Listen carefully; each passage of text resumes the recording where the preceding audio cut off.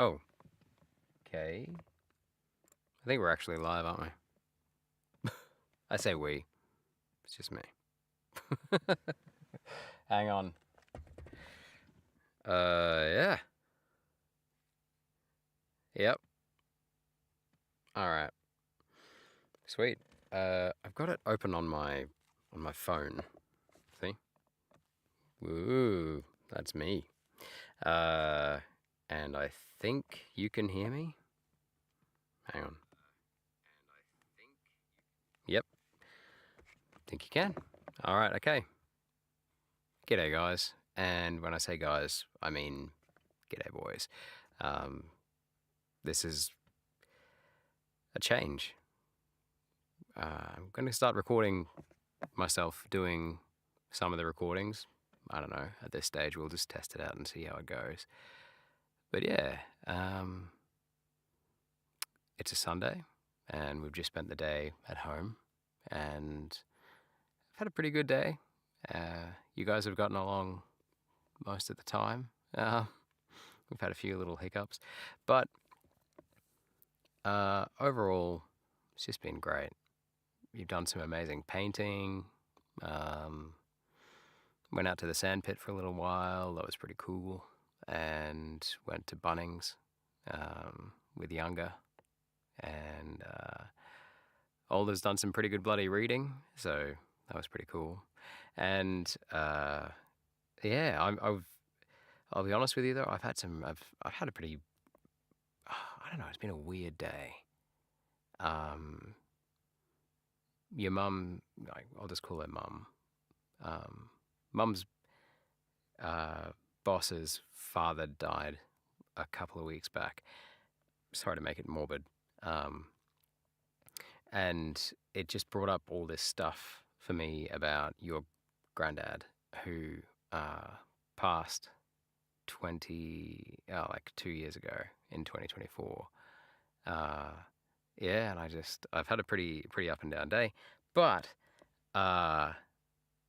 it kind of, I've been trying to get out and record more, and it's been pretty good. I've managed to do it for the last like 3 or 4 days. It's just been a really good reminder lately, reminding myself, like kind of calling myself back to why I made this channel. Well, originally I made this channel to be a sleep story channel with the aim for it to be like to cater to you, but also to kind of make it into a YouTube channel. And then after, if you go back through the videos, you'll notice that, like I realized pretty quickly that it really was just a channel for you. So that's when I changed it from fall asleep fast, and I stopped doing all the mindfulness stuff at the start of the videos, which I think is really cool. I changed the tone of my voice as well, because like I just let it flow a little more freely as I was like reading to you, at story time. Because the other tone of voice was good, but you, like when you were listening to it at bedtimes, and wherever, you were just kind of like, I could tell you were like, what's Dad up to? So you caught me out. So that's when I changed the channel name. It's a long time ago now. Like, how long ago are we talking here? Let me just get the channel up here. Okay, I'm very bad at streaming. It's going to take me a while to figure out how to do this. But, yeah.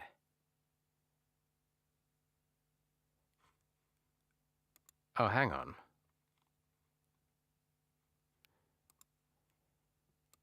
Yeah, like I said, no idea what I'm doing here. I'm really just getting stuff done,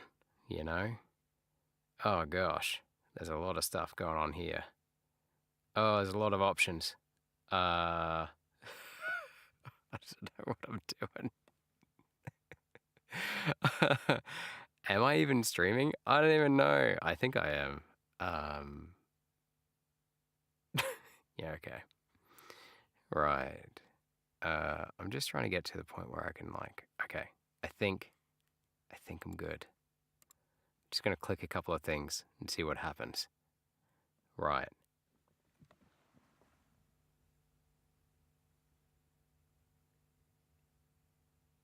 Okay.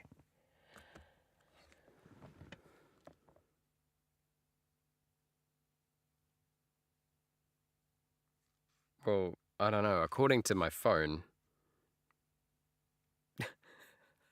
I'm not even live. Oh, wait. Maybe I am. I don't know, bro. I don't know.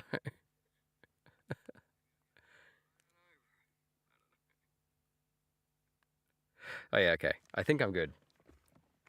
All right, okay. Okay. This is kind of another reason why I've made the decision to not only kind of go live, um, sorry, not only to do the like show my face and all that stuff, but to go live and do unedited stuff is because today I've been really missing my own dad, um, a lot. So I kind of just was having a little wander around the garden and I was just thinking, like I started this channel for the boys and I thought maybe just, snippets of me reading stuff would be cool to, for you to come back to. Uh, and then I just kind of thought, why not use my face? I don't know. I just kind of have had a moment today where I'm just kind of like, I mean, I could go back and delete all the live streams if I want to, if I get. I think there's a lot of embarrassment about, like, not embarrassment, but I'm pretty self conscious about stuff online. Um, I've, I don't know, this generation that, like, we're in now, that you know, the younger generation today makes me sound very old, but like they're not really, they don't really care about the online stuff. But my generation does, and maybe I'm just being like overprotective of myself. I don't know. I'm pretty paranoid about online stuff, but I kind of figured if you guys are gonna come back and watch this stuff in the future, uh, yeah, why not? Why not? One of the things I really regret about my dad, your granddad, is that he. I once asked him when I was pretty young, like in my teens. I say pretty young, when I was like 19. I used to go around his place once a week, his townhouse. Makes him sound rich and fancy, but yeah, like I used to ride over the other side of town when he was staying for a couple of nights each week in town, uh, in my hometown, and we'd have dinner and we'd talk about whatever was on his mind, whatever was on my mind, and he used to always just go on and on, probably like I do to you, but like he would just tell me stories relentlessly from his life and tell me, but I had all these timelines of his mixed up. Like he'd be talking about this owning this business, and then he'd be talking about working for this employer, and like then he'd skip back to World War II, and I'd always be like, where does this all? Oh, hang on, mosquito. Ah, it's really weird in the booth in Boothie here. This is my reading booth, by the way. We'll go over that another time, but depth perception really gets ruined by looking at the screen. Like I can't get a mosquito for the life of me. Anyway, oh, there he is. So I once asked him, damn, I once asked him if I could record him and just, so we could go through and like lay out his life, lay out his timeline, so I could get it into my head, what he was talking about, because I'm pretty scatty, as you may know. I mean, here's me trying to slap a mosquito while I'm talking to you. It's really annoying. And we are going to record in a bit, so I don't want to. There he is. See, my depth, my depth perception. These are all like, the dark walls don't help either. But, so yeah, he used to really confuse me with his, stories of his life. And so I would always try and get him back on track, so to speak. And he would refuse to be on track. But, so I would, I would. Sorry, I'm just putting the phone down there so I can see like what you guys are seeing, so that I can, you know, coordinate this a bit. Um, so he refused. He refused to let me record him. I was just going to put like a little. Back in those days, it wasn't smartphones. It was like you'd buy like a little. Like we had MP3 recorders. That was probably like my limit of technology. But I could have used a Walkman or something like that with a microphone attachment or something. But yeah, so I asked him if I could record him, and he said no. He said I was welcome to write down whatever I wanted, and that was just like that was not for me. I was just so averse to that idea, and so I just kind of gave up on the idea. And by the time I actually committed to writing something down was probably in 2023, and he wasn't kind of he was kind of cycling through the same couple of stories by that point, and then every now and then he'd be quite lucid, and I'd try and latch onto those moments and I'd write stuff down, but it was a bit late to get much of substance, and what I have is pretty cool. Plus everything I've remembered, obviously I've got a bit better of a picture than I did when I was 19, but it would have been nice to have not just a memory of him saying stuff, but it would just be nice to have a record. This whole channel is a record, really, of just me. I don't know. I just love you guys, and I just don't think there's enough. Like I try and tell you as much as I can, but I still think there can never be enough reminders of how much your parents love you. Um, so yeah, that's what's led to the decision to live stream and show you unedited stuff, so that I mean, who knows, like years down the track, hopefully, years and years, you can come back and I still wonder, like chats that my dad would have with me, that your granddad would have with me when I was a kid. I used to always just kind of be like, where did that come from? you know? And I feel like this channel is a gateway to hopefully, I don't know, seeing some of my thoughts. I'm not going to say anything here that is going to embarrass you, hopefully, in the future. It's not what this is about. This isn't like an expose.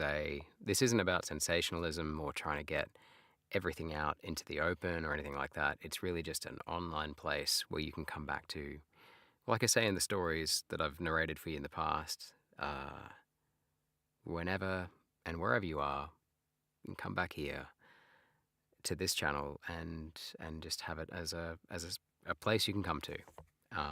And when you get older, if you decide that this is all the kids these days say cringe or dry, but if this is all too embarrassing for you when you get older, then you can always just tell me you want it on private, and I'll give you guys the login, and you can just log into the channel whenever you want. So it doesn't have to be, this isn't all about me, is what I'm saying.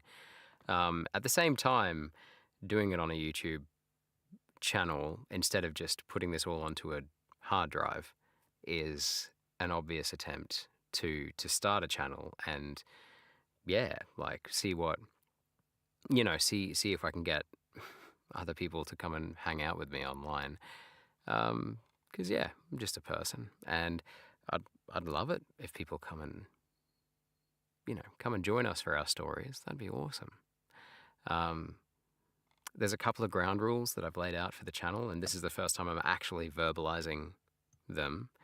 I think one of them I have written on the blurb of this channel, which has possibly changed since you got older. But yeah, I would never say no to monetizing this channel. Just gonna put that out there. That's silly not to say that. Partly to pay off all of this, and when I say all of this, really I mean like this: the microphone, the light, the crappy little USB fan that I've got that every now and then you'll see me open the door and let some fresh air in. I'll leave that open for a while now, actually. And I'll chuck on the fan to pay off this webcam, pay off all the little paraphernalia, all the recording stuff. I've got some studio headphones here, which I barely ever wear anymore for multiple reasons, but I can look really official if I want to. Ooh, recording. But I don't use them very often. They kind of just hinder my process, you know. To pay off this flashy little light, ooh. When you guys were in here yesterday, when we were watching Outdoor Boys in here, because this is like a little mini movie theater for you guys, I think. Or maybe it's because I come in here so much, you kind of think it's pretty cool. Let's turn it to purple. That's what you guys wanted yesterday. Hang on. I'm trying to wait for this to catch up to see if you guys can see the purple. Hang on. There we go. That's as purple as it's going to get. So that's the first. The first rule is this is just for you, boys. But when you get older, if you want it to go away, that's fine. We can turn it private, or we can download all the content somehow, put it on a hard drive, and you guys can just take it with you wherever you want to go, if that's how you want to do it. But if it did become monetized, and, you know, this stuff is all relatively cheap. This thing here is the most expensive. Australian dollars, it's like, I think it was like $480, which is just ridiculous. I got the money from doing voiceover work, like slugging away for about a year, and that's paid for pretty much everything. The booth itself, as one day we'll maybe go through and do a little reminisce, little trip down memory lane, but built this over a week. It's made out of pallet wood on the outside. Just literally free pallets that I've, you know, there's one on the floor and then a pallet on the floor, and then I filled in the gaps with other pallet wood and then put, lined the inside, you know, and just pallets literally just on top of each other with screws in them. Then marine grade plywood on the inside that had holes in it that I had to plug up and then put sealant around the edges of them. And that was all free from Ian and Monica down the road, and because they just were getting rid of it. And then on the inside of that is where I spent the real money, which is all the stuff you see here behind me, which is sound insulation bats and moving blankets. Moving blankets are the cheapest sound treatment stuff you can get, I think, apart from just blankets. So what I'm saying is that was all pretty easy to pay for. In the long run, like, it's been pretty cheap. At the time, it didn't feel cheap, but okay, I'm cool enough. I'll just close the door. So now that that's paid for, if it did monetize, and I'm saying this out loud in case I go back on my word, I want to make this, if it ever paid out any money, which I doubt it will, like, honestly doubt it will, but if it ever did, then that money is just going to go straight into an account that is going to get split down the middle for you guys, and that's it. So, you know, that would be pretty cool. That'd be so cool. Yeah. That would be a bit of a dream. But anyway, I can't imagine that's happening anytime soon. The reason I've tried to, like, the third and final reason that I've kind of, like, you know, decided that I want to have a visual and like audio record of myself through the stories that we narrate together from now on. You'll be narrating them with me. You'll get to watch the process. The second reason for doing the channel, like for going live now and doing face on camera stuff, is I've been thinking about my own dad, and I just kind of thought, you know, F it. Why not? You know, I would have loved to have had more video records of him, especially when I was an adult. I've got very few video records of him left.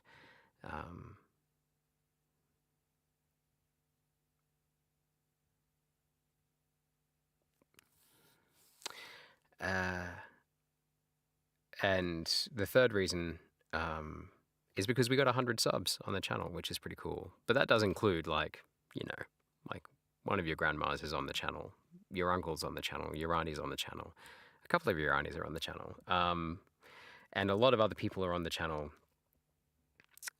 purely because of, like, basically 4 or 5 stories that I've narrated, and they are the Hardy Boys stories, and Thus Far, and the what's it called?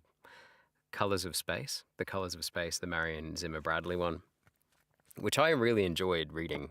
I wish she hadn't turned out to be an abusive parent. It kind of goes against the grain of this channel. But in real life, she was a bit of a piece of work. But that's the go. Yeah, I thought 100 subs is a nice enough celebration. I'd love to, yeah, I don't know. Well, it made sense at the time. Anyway, enough. So, up on the screen. So I think, like, what size is the microphone? Everything's opposite on the screen to how it is in real life. Like, I've tried to make it so that my left hand looks like the left hand on screen. I hate it when those like, when you see people, like, shooting stuff, and you can see that, like, their ring fingers, like, their wedding hand is on that side. And this is, like, a really pet peeve of mine. Like, you see it on the wrong side, which means they're definitely looking at themselves. Like, and, like, I'm looking at myself right now. Like, I can see myself on the screen. But that's purely because I have zero confidence that that I haven't, like, cut out. I'm one of those people that, like, I don't trust it unless I see it a lot of the time. So, like, I got everything in my booth set up. I can see it all around me, but I need to be able to see, like, on the screen here, that everything's still open, like the web browser page here. No, here for you guys. That's the mouse on there. And the recording software, which is here, I think. Yep. And that everything's still there even when I close the streaming software, which is OBS, by the way. It's called OBS. It's really cool. It's good. It's free. It's my favorite kind of it's my favorite quality of thing, the free thing. Okay, right. And on the other side of the screen, oh wait, how is this going to work? Hang on. Right, does that ruin things? Oh God. Hang on. Okay. Can you guys still see that? Let's just go back to this. Oh, I've just mucked it all up. Hang on. So, no, that's no good. Hang on. Okay. There. All right. If anyone who actually watches the stories, like, listens to the audiobooks on this channel, that's not you guys, comes back and watches the lives, I don't know what they're going to think. Very different in real life to the stories. Like, the stories gets the calmest, least sound effecty version of me. Right. So we're going to start here. This is where I get a lot of my stuff. This is where I get a lot of my stuff here. It's called the Library. Oh, you guys can't see that bit. It's called the Library of Short Stories. It's literally libraryofshortstories.com. And I've discovered so many cool stories that I've read to you here and read for myself. You should probably know that, like, most of what I read you, I'm actually reading, like, cold. As in, I've never read it before. I'm reading it for the first time, like, as I narrate it. Because there's just too much out there. Like, and it suits my personality to do that. Like, I like finding something cool and telling people about it straight away. I'm pretty impatient, which is why we're always talking about patience, being a strength of like, patience is something for strong people or whatever. I don't know, whatever. I probably say a lot of stuff to you guys. Sorry about that. But I do truly try and work on it myself. But when I'm out here in Boothie, in the shed, house is over that way, then I get to do what I want. and be a kid again. And part of that is finding something cool that's new and a bit of an adventure, and just going and doing it. And in this case, it's stories. I love finding a new story, getting into it, and yeah, discovering a new world. Yeah, just love it. Love it. Okay, so we'll have a look at the category. Tonight, I really just want to, just have a little fiddle around with the format of trying to like record it with you guys on the screen. And you'll notice I'm trying to look at the camera as much as I can. It's really unnatural for me to look at a camera, but I might actually put a picture of you two like just here, just above, so that I can see you. And so I know that I'm talking to you. Like I know that I'm talking to you, but yeah. Okay, boys. Tonight we'll probably look for something quite short is what I'm trying to say. So the coolest thing about this library of short stories is it's not as comprehensive as places like Project Gutenberg. It's definitely not everything that exists under the sun in terms of short narratives that are in the public domain. In fact, I'm pretty sure, pardon me, I'm pretty sure, like I could be wrong. Hang on, let's go to the about. I'm pretty sure that not all of these are public domain. Maybe they are. I don't know. Hang on. This library aims to make the short stories of history available online for everyone, for free, forever. Thousands of works. It just says short stories. It doesn't say public domain. Short story anthologies have been converted to online text.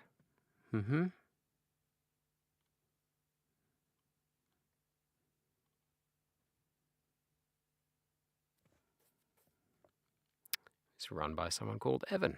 Oh, and you can give him money. Everyone should give this guy money. Evan C. Lewis. Hey, look at him. Hey, bro. He's a Melbourne-based author. Aha! That explains a lot, because in his favorites here, you can see that one of his librarian's picks is Clancy of the Overflow, and it has been for a while. So for months and months and months, at least since I've been using it, I'm pretty sure most of that time he's been using Clancy of the Overflow as one of his favorites. And what I was saying before is, apart from the fact that I'm not sure that this is all public domain or not, that's cool, because that means it's probably all public. If it is all public domain, it means it's probably all public domain in Australia. Did not know that this guy was Australian. If you ever get to see this, what's your name? Evan. Thanks, man. This is a bloody amazing experience that you put together here. Like, look at this. This is pretty cool. You get to like pick the author. You could pick this guy. Who's this fella? Gare Maupassant. Maupassant. Pissant? Don't think it's Pissant. Okay. And look at that little breakdown there. That's so cool. You can see like what he's known for. Literary, gothic, war, horror, tragedy. And like these are the genres that he can write. That's so cool. What a project. What an enterprise you run here. Very cool. What a quote as well. I like that the quotes are like always different as well. Women are pretty much people, seems to me, from If I Were a Man. And then you can just go there. Like it's like an all-you-can-eat buffet. Like you everywhere you turn, there's a narrative to read.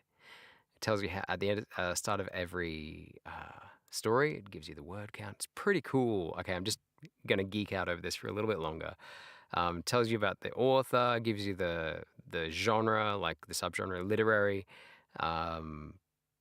When it was published. This is usually what I put at the start of a narration. I just say, today we're going to read If I Were a Man by Charlotte Perkins Gilman. This was published in 1914 in Physical Culture, Volume 32, Number 1. And then I'll just like riff a little bit on how much I love you guys, because I do, by the way. Obviously. I hope it's obvious. And then I just start reading. And obviously I say Avanti, because I just like saying it. There is no other reason. I just like saying it. As far as I mean it, as far as I know, it just means let's go. Let's just double check then. Avanti meaning Italian term, primarily meaning forward, ahead, or come in. Yeah. often used as an exclamation to mean "come on" or "next," signifies movement, progress, or inviting someone to enter, rooted in the Latin ab ante, ab ante, or ante, as in antechamber, I guess, from before. It also refers to an ancient Indian kingdom. Well, I'm not referring to that one, but cool. um, so, yeah, this is where I get it all. It's either from here or it'll be from, obviously, Project Gutenberg. Oh, you get to see all my. Well, it's horribly revealing. DeepSeek I've used in the past for like ideas generation for other channels that I run. Um, that's Canva. That's what I used to design my thumbnails. I still use it, but I've only just like 2 stories ago started rejecting the idea of using AI or using other people's work for thumbnails because I want to kind of make these as time proof, as future proof as possible so that you always get to access them so there's no copyright strikes and stuff like that. So I really try, I try and make sure they're public domain. I can never guarantee it because I'm not really, I haven't got a head for law and lawyering and stuff like that. But so I try and make sure it's from a long time ago.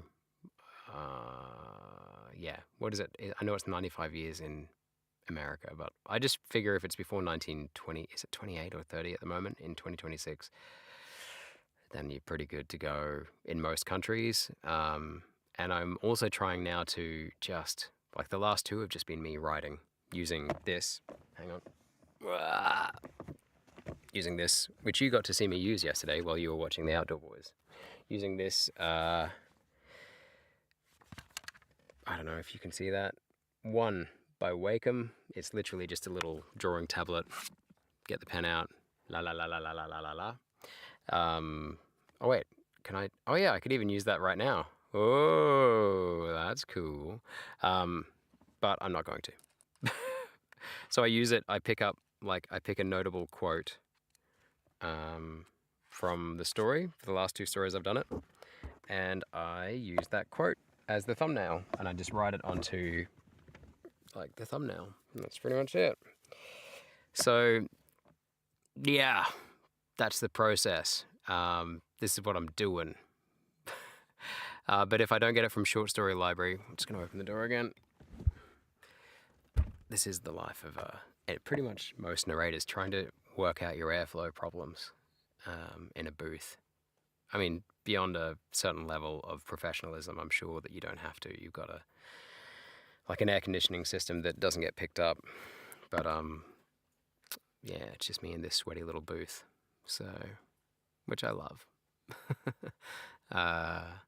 So, where is it? Project Gutenberg. Where is Project Gutenberg gone? Where is it? There it is. No, that's Project Gutenberg Australia. I want Project Gutenberg. Okay, right. You guys can't see that drop-down menu, but you can see this. Okay. So, right. So yeah, I either get it from the Library of Short Stories, which is probably where I'll get it from tonight, or I come here. Sometimes I come here. Sometimes I use Project Gutenberg just as a bit of a way to research, like stuff that people will want to listen to, because like I said, like I want people to listen. I want other people to watch the channel too. Like I am aiming to build this community like on this channel. But it still is all about you guys. I'm just trying to kill 2 birds with 1 stone, really. But yeah, like I said, I'm going to still upload stuff here because, yeah, this channel is about you. It's like that's the driving force behind me continuing to come back and upload more stuff. And the older you're getting, the more you're sleeping at night. Because you're 6 years old and 3 years old at the moment. But when you watch this in the future, just remember, if we ever say things like, you guys didn't sleep through the night, we are at a sweet spot right now where, like, once you have gone to sleep, it's not instantaneous. Some nights it's pretty dodgy. But, when you guys do go to sleep, it's amazing. you basically sleep through the night most nights. The younger, like second son, only in name, not in preference. Second son, you are still getting up and, you know, coming and having a little cuddle in mummy and daddy's bed from about 3 a.m. onwards, which is fine. I actually kind of enjoy it. Some nights I'll sleep in your bed. Some nights mummy will sleep in your bed, or beds. Yeah, but most of the time you're sleeping through, and I don't take that for granted. At this stage, I do not take that for granted because for the last, up until about a year ago, that was just not a given. Like it was like from 10 p.m. through to 6 a.m., there was no guaranteed sleep at all. So it's been a hell of a 6 years. Yeah, we are pretty appreciative of the time that we have. So yeah, all right, we should probably record something. Okay. Today, I'm probably not going to use Project Gutenberg. I'm probably going to use the Library of Short Stories. And today, I'll probably see the way that they've curated it is so cool. Like, you can browse the library. Pardon me. I have the ability to mute. There's a button here that you can't see that I can like mute this microphone if I'm coughing a lot or burping or anything like that. But I'll try to minimize that anyway. Yeah, too much information, but I'm still trying to get over the fact that I'm just gonna pretend that I'm just talking to you boys, okay? If I notice that there's anyone else like in the chat at the moment, or there's anyone else, watching or commenting, I will talk to them, and I obviously I'm welcome anyone who's here, like you're most welcome, but in the spirit of trying to get used to just the idea of talking just to you boys, that was a hummus burp from the hummus we had at dinner on our wraps. Older, at the moment, only eats shop-bought hummus. Younger, only eats homemade, dad-made hummus. Me. So we've got like 2 stashes of hummus on the table tonight. The shop-bought one for the older, and the homemade stuff for younger. So anyway, so you can browse this library literally in alphabetical order. You can make it into a list. There's some really cool stuff here, by the way. Some really cool stuff. Hang on, let me just try to fix this so that how do I do this? Does that make it any better? No. Why doesn't that make it any better? Hang on. Nah, that does nothing. Okay, I'm literally just trying. All I'm trying to do is so that you guys can see everything. It's not working. So, yeah, the £1 million banknote, alphabetical order, all the way down. You can just keep on going. It's pretty cool. Yeah, we can go to the cards. The cards are cool. Or tiles.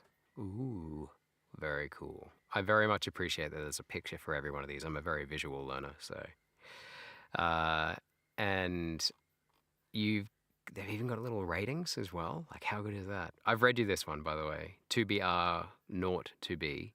And because it's an American, I take it an American author, it should be 2BR not to be. To be or not to be. That's pretty cool. I think I read you that when this channel was like fall asleep fast, when it wasn't boring dad. But, yeah.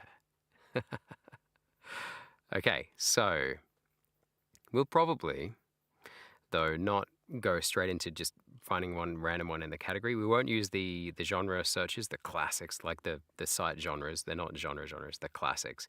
Librarians picks, although I have used them before. I like this one.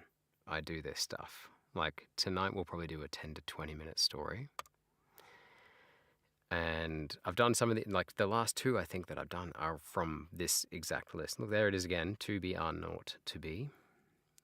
I think it's supposed to be read naught because then it's like, to be or not to be. Right. A Bottomless Grave. No. Cain. Cain is one that I read last, a couple of days back. It was awesome. Chilling. chilling. And yeah, a Russian author. You're gonna be, yeah. It's never. I've never read a text by a Russian author that's not at least a little bit heavy. So, yeah. Anyway, right. Cool Air by H.P. Lovecraft. I've steered a little bit away from H.P. Lovecraft as of yet. I think I've only done one of his stories, the Cats of Ulthar or something like that, because it was like a tester to see how it went. I think it actually got like not many views, but I think it. I think you. No, I know I wouldn't have played it for you. You guys are very sympathetic to cats, and I would never do that to you. Like I wouldn't play it for you at this age because you guys. It's basically a story about like how cats just get killed en masse. So like in a village by some by a couple. I think that's what it is anyway. Or do they have a lot of cats and the cats eat the owners or something like that? Anyway, it's a very short story. You should go listen to it. Go do it now. But I think I read it in honor of Halloween. But I've steered away from this because I like, as well as trying, like, as part of trying to get used to like narration channels on YouTube and stuff like that, I've subscribed to a fair few of them and become really into a couple of them. And there's one that used to be called, I think, John's Sleep Stories, and now it's called John's Sleepy Stories, because John had a bit of a rough time with copyright last year. Another reason that I'm really trying to stay on the right side of that. He's like a cautionary tale. He's a lovely bloke as well. Like he seems like a really nice guy.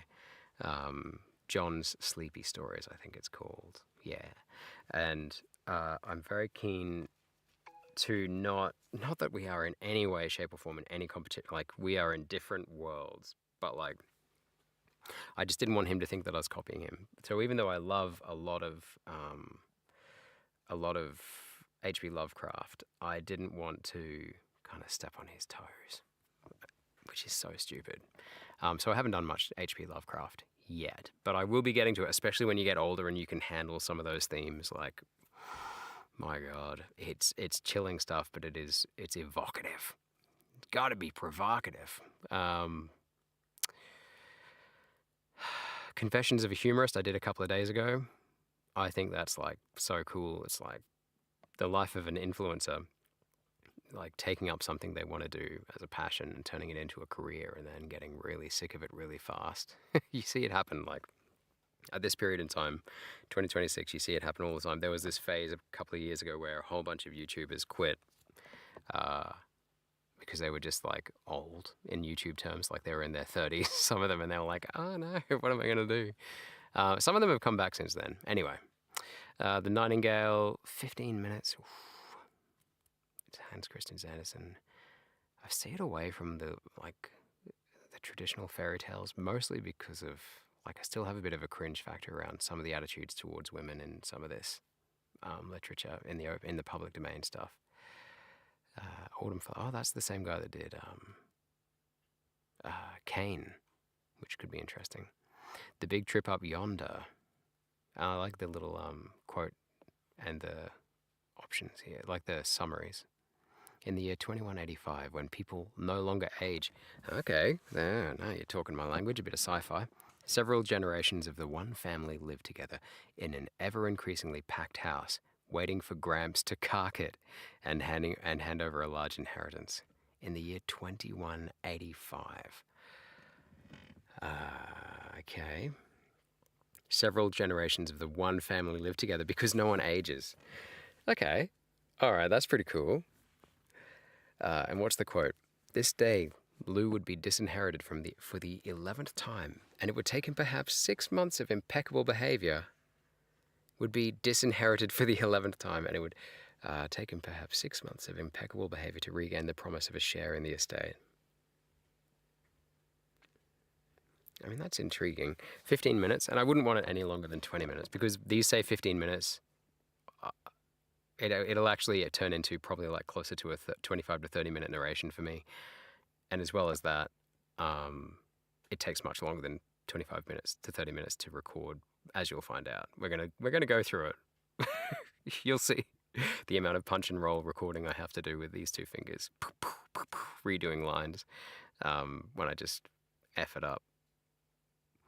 So that's that. Okay, right. The Big Trip Up Yonder looks good. And it's by Kurt Vonnegut. And I loved To Be Are Naught to Be. It's so good. It's just like, it's it's peak sci-fi from that particular time. Like, I just think it's amazing. The Demon of the Flower by Clark Ashton Smith. On a Strange Planet. Okay. Okay. I think I'm in a mood for sci. I think we're gonna go with something sci-fi. I've already decided. This is how we run things here in Boothie. All right. I'll close that door again. Okay. Right. On a strange planet, the human-like inhabitants are ruled by a lordly class of predatory plants, led by a single large godly flower, but a high priest known as Lunithi. Lunithi. Strays from unquestioning worship when it is that's a typo, his own betrothed that is asked to be sacrificed.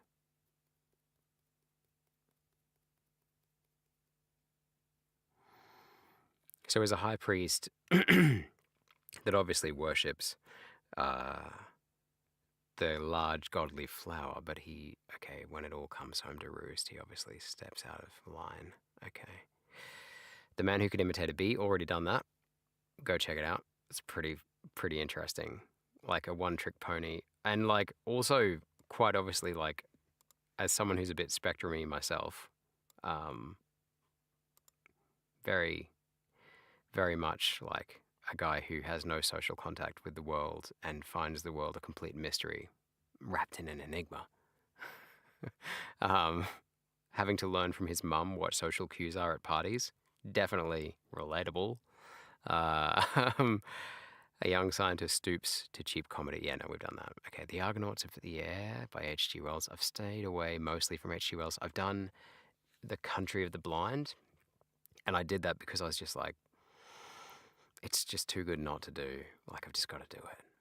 Asleep in Armageddon, done that one. Beyond the Wall of Sleep. Not that I have anything against H.G. Wells.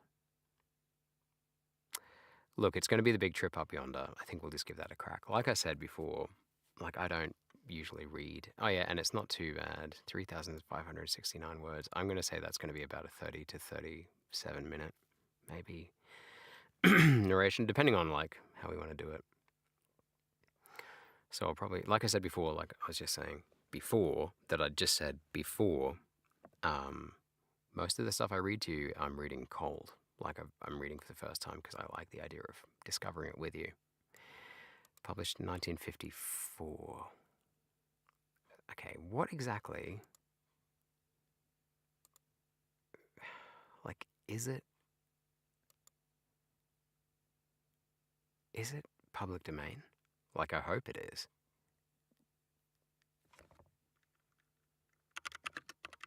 What date public domain? Australia. I don't know. January 1st, 70 years after the death of the creator, so life plus 70. So, died in 1955. Works by creators who died in 1955 are now in the public domain. I don't know how this works, unless they didn't renew the copyright. Like, wait, we'll get rid of Project Gutenberg. Project Gutenberg. Right. 1954. But unless he died that year. When did Kurt Vonnegut die? When did you die? 2007. See, I don't know, man. Like, does that mean that he is public domain? Probably not. But, like, I've done stuff by him before and it hasn't been taken down. Oh, I just don't know.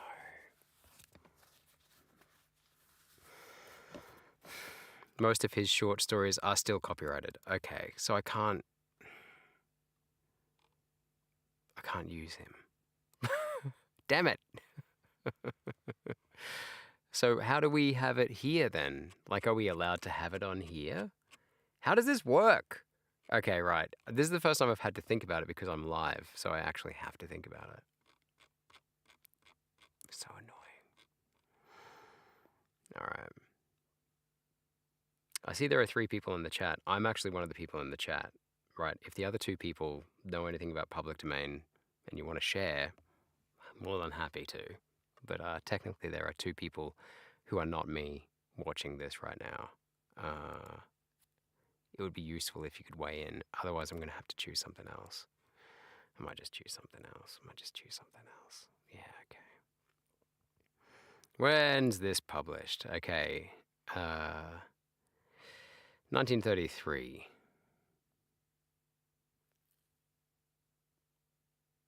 Okay, Clark Ashton Smith.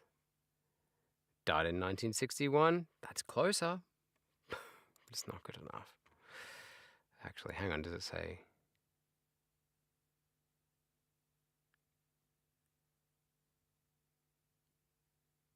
Okay.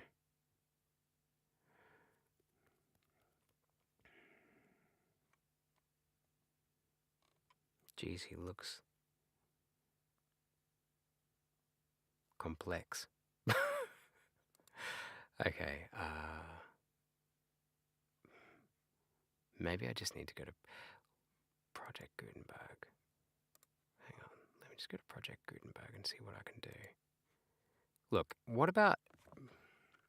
How do you spell Vonnegut? No, how do you... Oh, God. How do you spell Vonnegut again? Double N.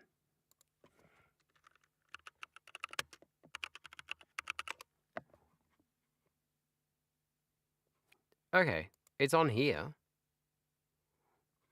It's on Project Gutenberg. That means it's public domain. Wow, cool picture. Can I see the picture? Why can't I see the picture? Ooh. Is that the guy writing people into and out of his will? Well, that's pretty cool. Okay, look. I might just read it. If it's on Project Gutenberg, that's my defense, okay?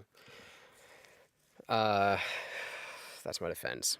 Not that I will ever get a defense, because if you get copyright struck, you just like click on a thing where it says appeal, if you choose to appeal it, fellas, and it says like within 10 seconds it usually goes, yeah, no, your appeal has failed.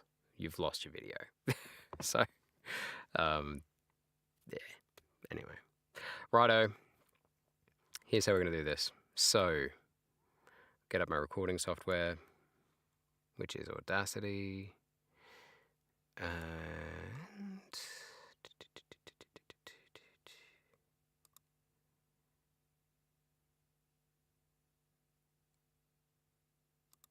right, let's see if I can save this quickly. I'll just save it. Good habits, right? Now, you guys can't see everything that I see on the screen. So some windows I've let stay on the screen, some windows I haven't. So like it's actually a mishmash of what I can see on the screen and what you can see. Okay, so, but you're probably watching this being like, Dad, we know, like, we get it. You probably have like your own 10 podcasts by now. Okay, right. So, not that you have to. Okay, what's this called? The big trip up yonder. The big trip up yonder. And I go raw because it's the raw recording. If I'm feeling really, enthusiastic, then I will make it so that, you don't know. So that I might make 2 copies. Raw and raw edit. Okay, right.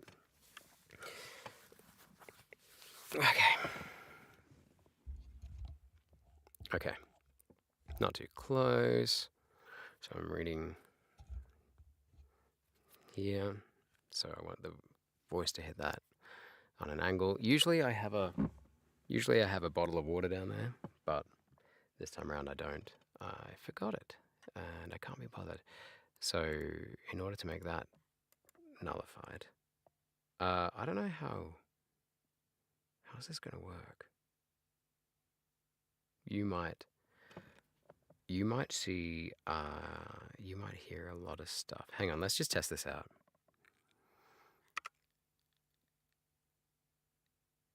Welcome back to Boring Dad Sleep Stories. Okay, let's play that. Welcome back to Boring Dad Sleep Stories. You guys probably aren't going to hear that on the live as much as you're going to hear it. Like, obviously, you'll hear it in the final. So, right, we'll get rid of that. Sorry, you're going to hear a lot of that too. God, I'm doing it right in the mic. Sorry, that's probably really loud. Right. While I'm here, I'm just going to add some effects. So, no, you do not hear my raw voice in these stories. You hear it so that it's at least presentable. So, like, if you have, oh, whoops, that was the wrong one. I don't want to use de-esser Pro, so I'm going to use de-esser. This will take away the s sound and make it a little bit more like, but not like a lisp. I usually turn it up to 66% these days.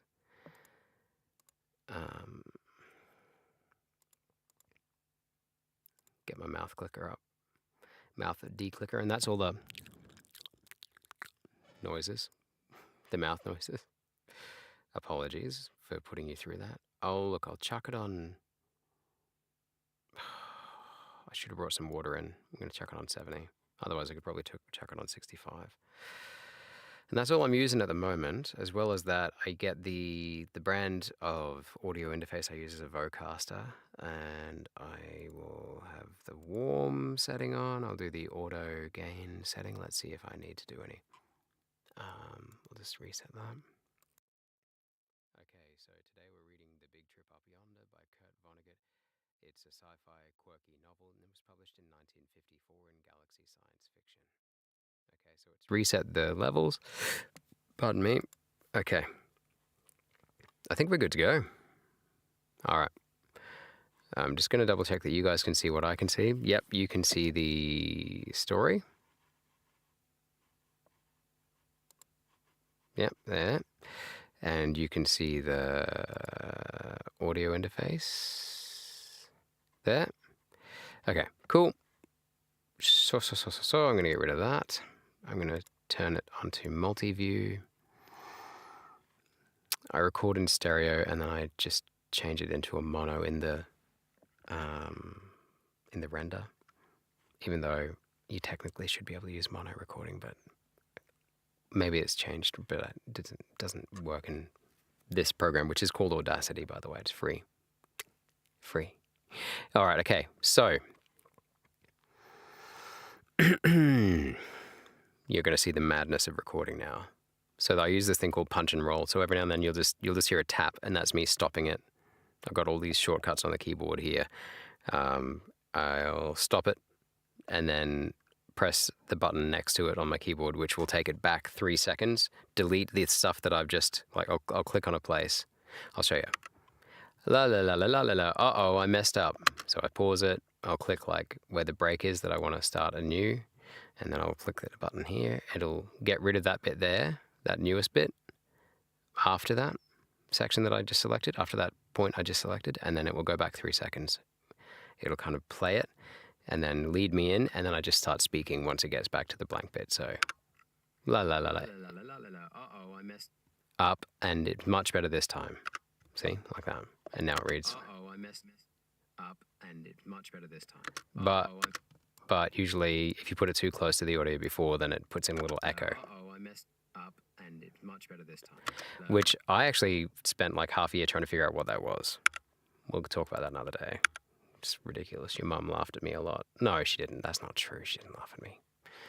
Not at all. But when I figured it out, we were both like, how did it take me that long to realize? It's because I don't use studio headphones, basically. I don't use the headphones to listen to myself.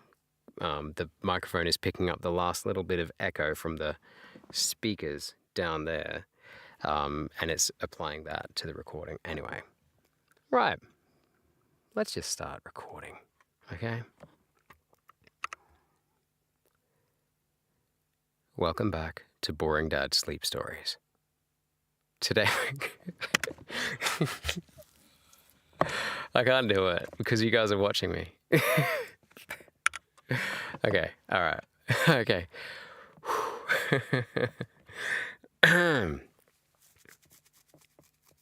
Okay, let's do this.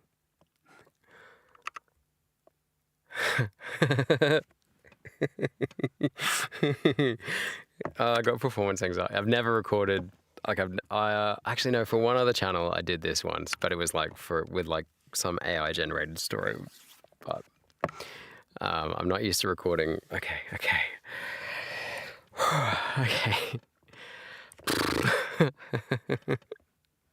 Well, I'm not going to be able to act too serious in this one. You're going to hear me just. Okay, maybe this is okay. Okay, just push on through, buddy. We can do this.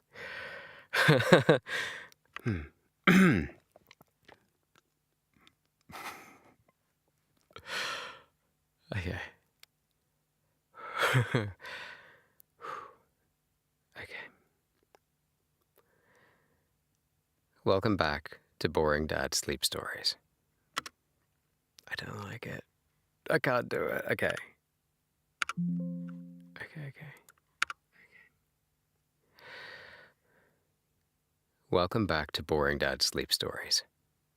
Today we're going to read The Big Trip Up Yonder by Kurt Vonnegut. This was published in 1954 in Galaxy Science Fiction. Oh, and I've got to do the dedication.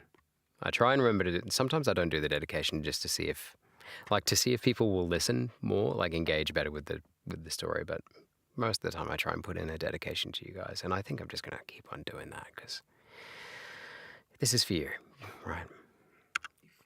Like Galaxy Science Fiction. And just a quick reminder, this entire channel in its entirety, that makes no sense.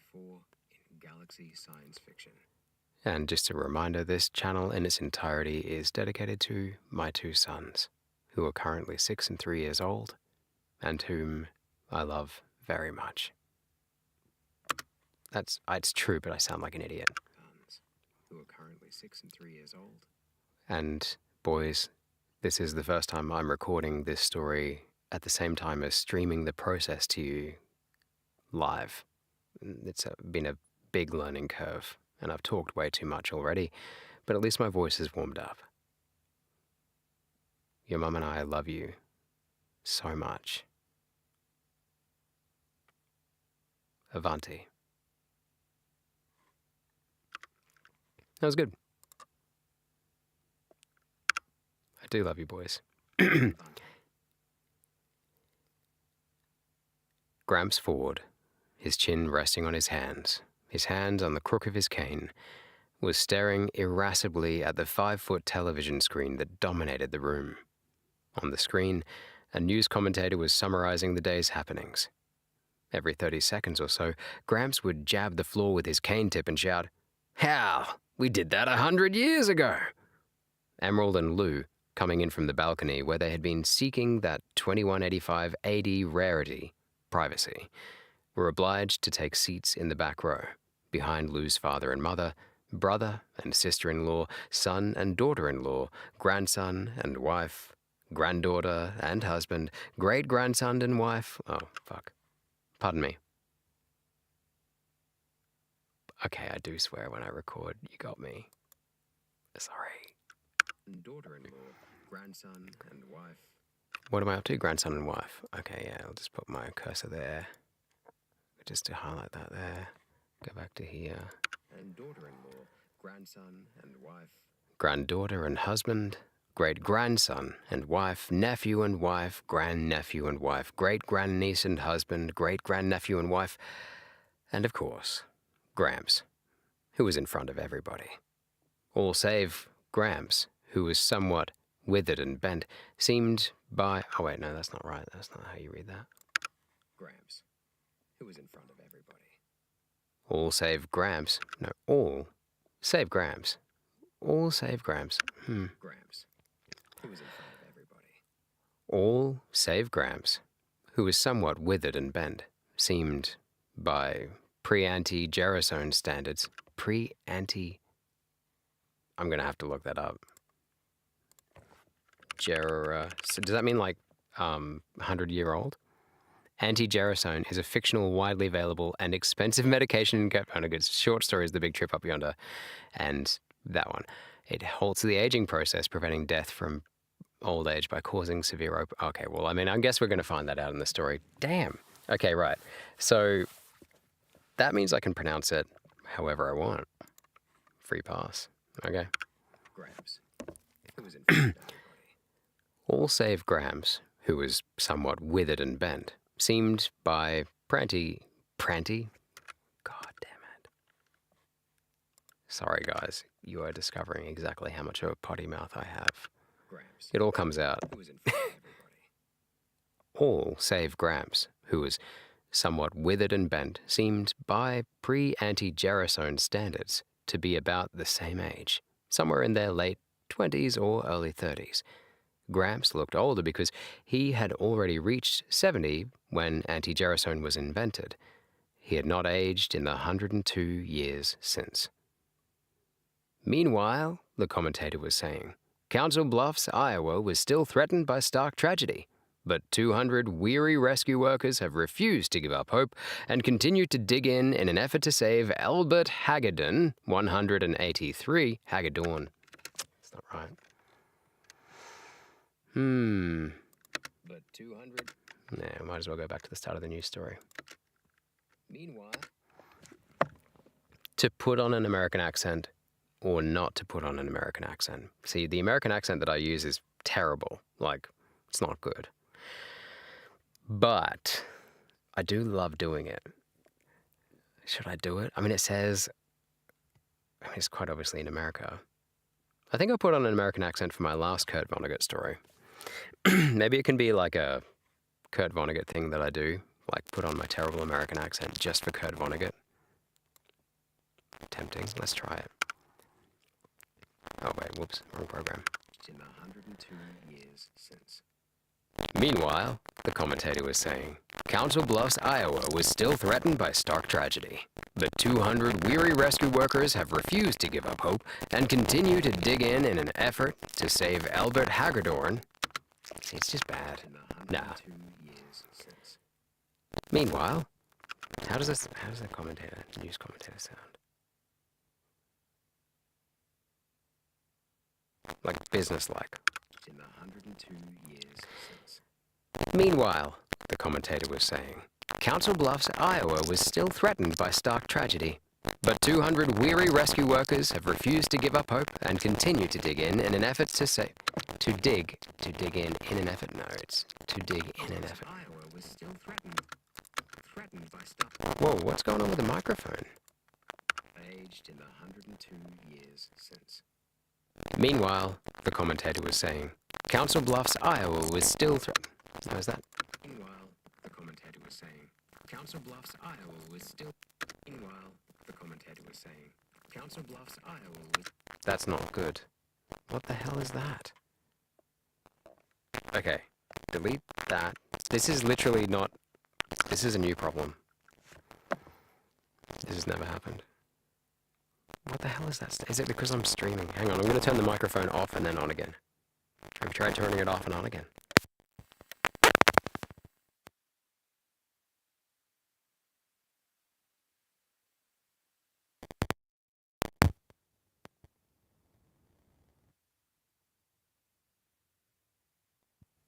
Okay. Look, I know there are people lurking in the chat. Does this audio work or not? Can you hear me or not? Because I want to know that people, that it's working, you know, like that you're hearing me. That, boys, you're hearing me, right? So let's try the recording again. Aged in the 102 years since. Meanwhile, the commentator was saying, Council Bluffs, Iowa was still threatened by stark tragedy, but 200 weary rescue workers have refused to give up hope and continue. Oh, that sucks. But 200. That's new. That's a new problem. Oh no, that's literally never happened before. Okay, quit this. Oh God. That's a new problem.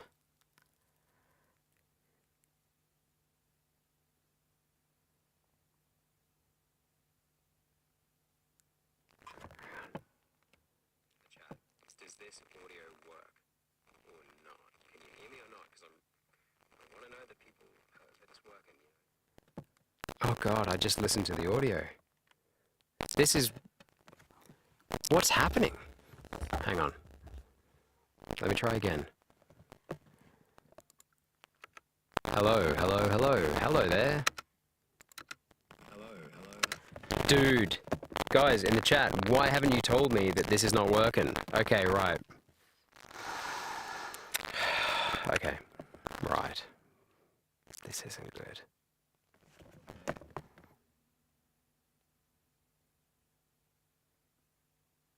Okay, I'm going to try disconnecting some stuff. And just connecting it again.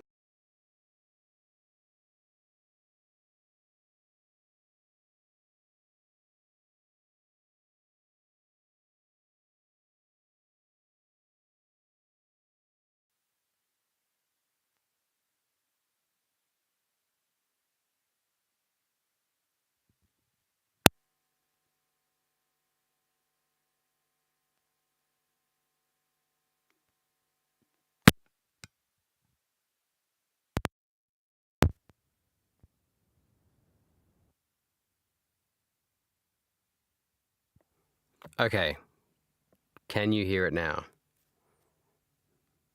Let's see if it works now. Hello. Hello there. Hello there. Yes! Well, okay, that works for this bit. So now I'm going to see if it works for this. I'm going to have to wait for the stream to catch up now. Hopefully it works for the stream. I'm just waiting because there's a, like, I'm ahead of you guys. And then there's like a 4-second delay.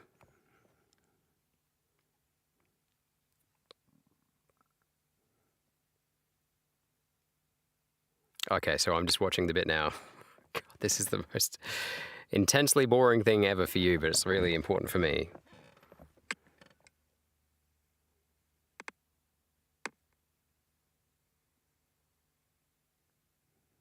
I'm just waiting for it to catch back up again. Okay. Can you hear it now? Yep. Okay, good. Okay, sweet. Right, let's do it. Let's open this back up. And I've saved this accidentally as the Nig trip up yonder, which probably doesn't track well. Okay, moving on.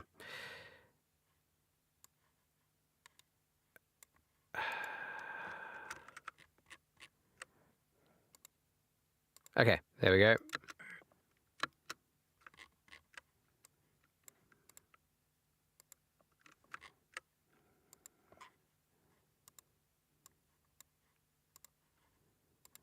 Okay. Cool.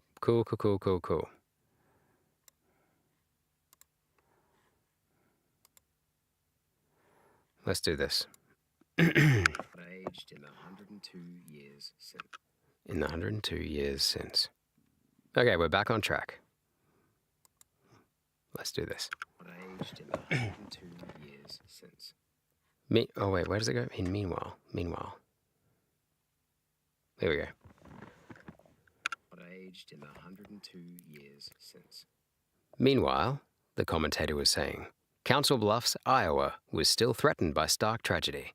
But 200 weary rescue workers have refused to give up hope and continue to dig in an effort to save Albert Hagedorn. Albert Hagedorn, 183, who has been wedged for 2 days. Oh, that's... Bro. Iowa was still threatened by stark tragedy. But 200 weary rescue workers have refused to give up hope and continue to dig in an effort to save Albert Hagedorn, 183, who has been wedged for 2 days in a... I wish he'd get something more cheerful, Emerald whispered to Lou. Silence! Cried Gramps. Next one shoots off his big bazoo while the TV's on is gonna find himself cut off without $1. His voice suddenly softened and sweetened. When they wave that checkered flag at the Indianapolis Speedway, and old Gramps gets ready for the big trip up yonder. He sniffed sentimentally, while his heirs concentrated desperately on not making the slightest sound. For them, the poignancy of the prospective... For them, the poignancy of the prospective big trip had dulled somewhat. Through...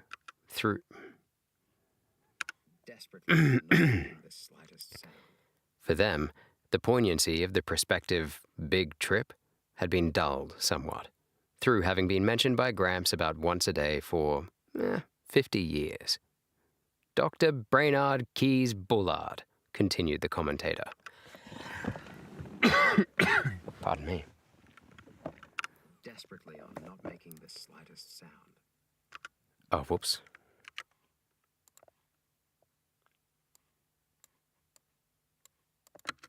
Dr. Once a day for 50 years.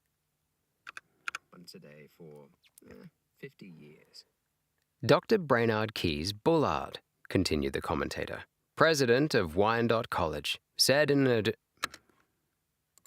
Keyes Bullard, continued the commentator. President of Wyandotte College said in an address tonight that most of the world's ills can be traced to the fact that man's knowledge of himself has not kept pace with his knowledge of the physical world. Hell, snorted Gramps. We said that 100 years ago. In Chicago tonight, the commentator went on, a special celebration is taking place in the Chicago Lying-In Hospital. The guest of honor is Lowell... Taking place in the Chicago Lying-In Hospital. The guest of honor is Lowell... Lowell? Lowell? How do you say that? It's not a name in America, in Australia. That's not a very common name anymore, is it? The guest of honor is Lowell W. Hitt, age 0. Hitt, born this morning, is the 25 millionth child to be born in the hospital. The commentator faded and was replaced on screen by the young Hitts, who squalled furiously. Hell, whispered Lou to Emerald. We said that 100 years ago. I heard that, shouted Gramps. He snapped off the television and set his... Oh. Years ago. I heard that, shouted Gramps. That's pretty funny. Years ago. I heard that, shouted Gramps. He snapped off the television set. Mouth noise. I heard that, shouted Gramps. He snapped off the television set and his petrified descendants stared silently at the screen. You there, boy! I didn't mean anything by it, sir, said Lou, aged 103. Get me my will. You know where it is. You kids all know where it is. Fetch, boy! Gramps snapped his gnarled fingers sharply. Lou nodded dully and found himself going down the hall, picking his way over the bedding. Lou nodded dully. And found himself going down the hall, picking his way over bedding to Gramps' room, the only private room in the Ford apartment. The other rooms were the bathroom, the living room, and the wide, windowless hallway, which was originally intended to serve as a dining area and which had a kitchenette in one end. 6 mattresses and 4 sleeping bags were dispersed in the hallway and living room area, and which had a kitchenette in one end. The other... area, which had a kitchenette in one end. 6 mattresses and 4 sleeping bags were dispersed in the hallway and living room, and the daybed in the living room accommodated the 11th couple, the favorites of the moment. Area, and which had a kitchenette in one end. 6 mattresses and 4 sleeping bags were dispersed in the hallway and living room, and the daybed in the living room accommodated the 11th couple, the favorites of the moment. On Gramps' bureau was his will, smeared, dog-eared, perforated, and blotched with hundreds of additions, deletions, accusations, conditions, warning, advice, and homely philosophy. The document was, Lou reflected, a 50-year diary, all jammed onto 2 sheets, a garbled, illegible log of day after day of strife. This day, Lou would be disinherited for the 11th time, and it would perhaps... For the 11th time. And it would take him, perhaps, 6 months of impeccable behavior to regain the promise of a share in the estate. For the 11th time. And it would take him, perhaps, 6 months of impeccable behavior to regain the promise of a share in the estate, to say nothing of the daybed in the living room for Em and himself. Boy, called Gramps. Coming, sir. Lou hurried back into the living room and handed Gramps the will. Pen, said Gramps. He was instantly offered 11 pens, 1 from each couple. Not that leaky thing, he said. brushing Lou's pen aside. "Ah, there's a nice one. Good boy, Willie." He accepted Willie's pen. That was the tip they had all been waiting for. Willie, then, Lou's father, was the new favorite. Willie, who looked almost as young as Lou, though he was 142, did a poor job of concealing his pleasure. He glanced. Poor job of concealing his pleasure. He glanced. Did a poor job of concealing his pleasure. He glanced shyly at the daybed, which would become his, and from which Lou and Emerald would have to move back into the hall, back to the worst spot of all by the bathroom door. Gramps missed none of the high drama he had authored, and he gave his own familiar role everything he had. Frowning and running his forefinger along each line as though he was seeing the will for the first time, he read aloud in a deep, portentous monotone, like a bass, not a fish. Come on, mate. He read aloud. Everything he had. Frowning and running his finger along each line, as though he was seeing the will for the first time, he read aloud in a deep, portentous monotone, like a bass note on a cathedral organ. I, Harold D. Ford, residing in Building 257 of Alden Village, New York City, Connecticut, do hereby make, publish, and declare this to be my last will and testament, revoking any and all former wills and codicils by me at any time heretofore made.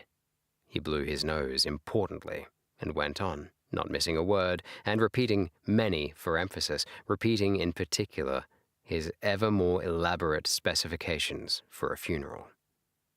At the end of these specifications, Gramps was so choked with emotion that Lou thought he might have forgotten why he'd brought the will.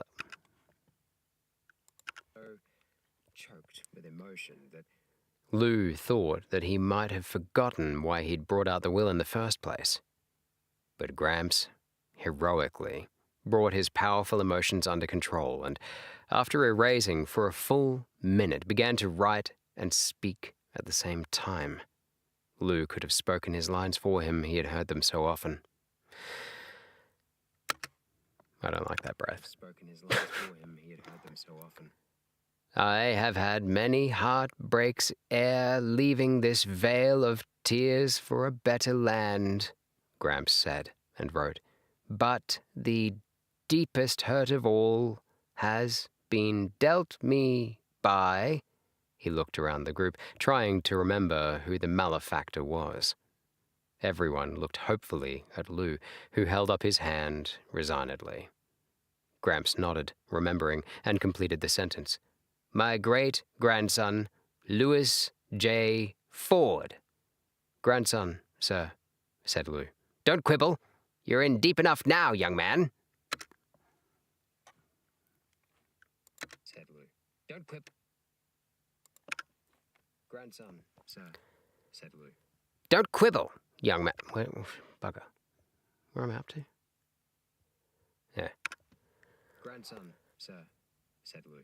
Don't quibble. You're in deep enough now, young man, said Gramps, but he made the change.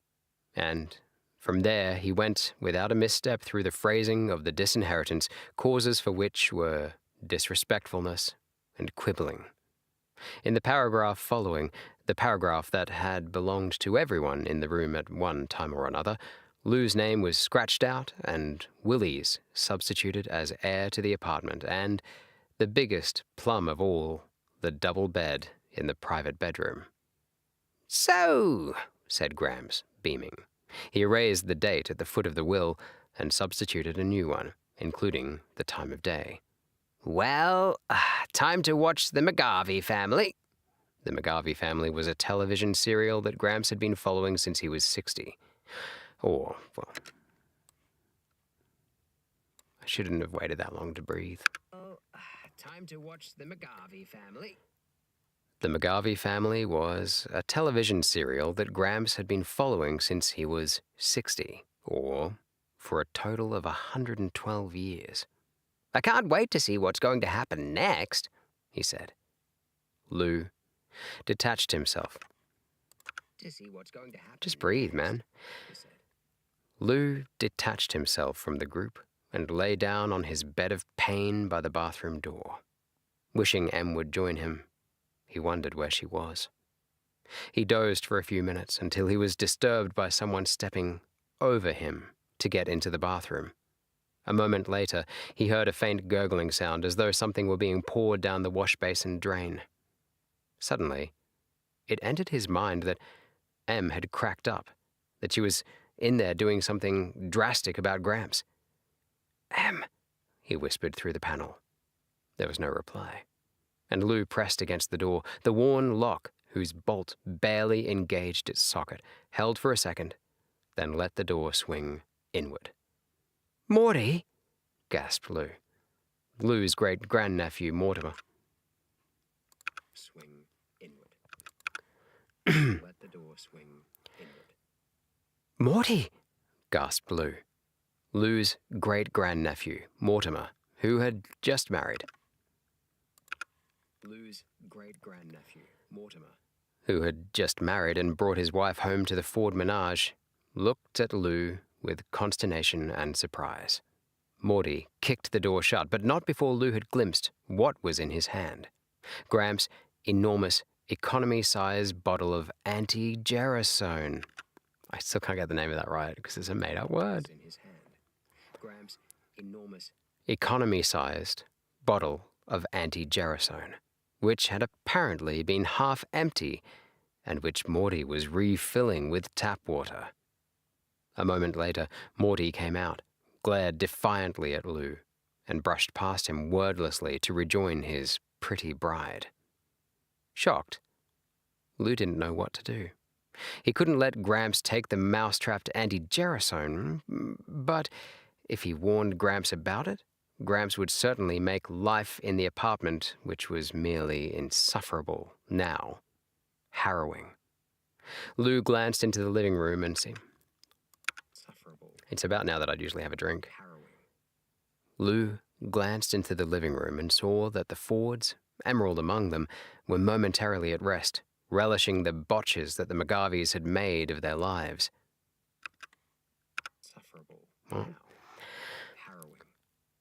Lou glanced into the living room and saw that the Fords, Emerald among them, were momentarily at rest, relishing the botches that the McGarveys had made of their lives. Stealthily, he went into the bathroom. "I need a drink." Stealthily, he went into the bathroom, locked the door as well as he could, and began to pour the contents of Gramps' bottle down the drain. He was going to refill it with full-strength anti-gerasone from the 22 smaller bottles on the shelf. The bottle contained half-gallon. Gerasone from the 22 smaller bottles on the shelf. Hang on.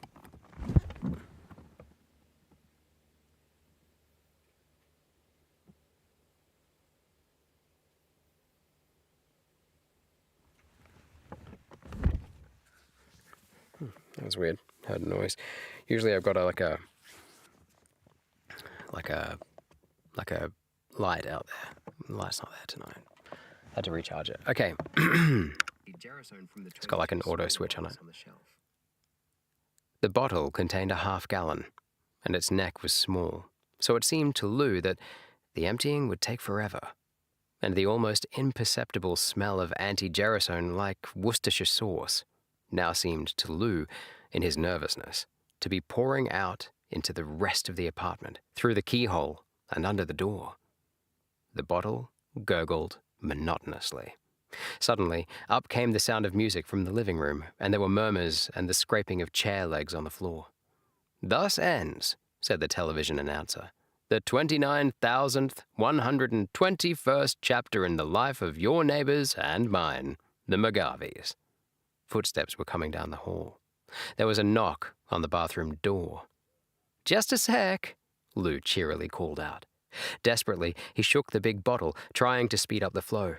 His palms slipped on the wet glass, and the heavy bottle smashed on the tile floor. the door was pushed open, and Gramps, dumbfounded, stared at the incriminating mess. Lou felt a hideous, prickling sensation on his scalp and the back of his neck. He grinned engagingly through his nausea and, for want of anything remotely resembling a thought, waited for Gramps to speak. "Well, boy," said Gramps at last, "looks like you've got a little tidying up to do." And that was all he said. He turned around, elbowed his way through the cloud. Fuck. Pardon me. Sorry, guys. That was all he said. That was all he said. He turned around, elbowed his way through the crowd, and locked himself in his bedroom. The Fords contemplated Lou in incredulous silence a moment longer, and then hurried back to the living room, as though some of his horrible guilt would taint them too if they looked too long. Morty stayed behind long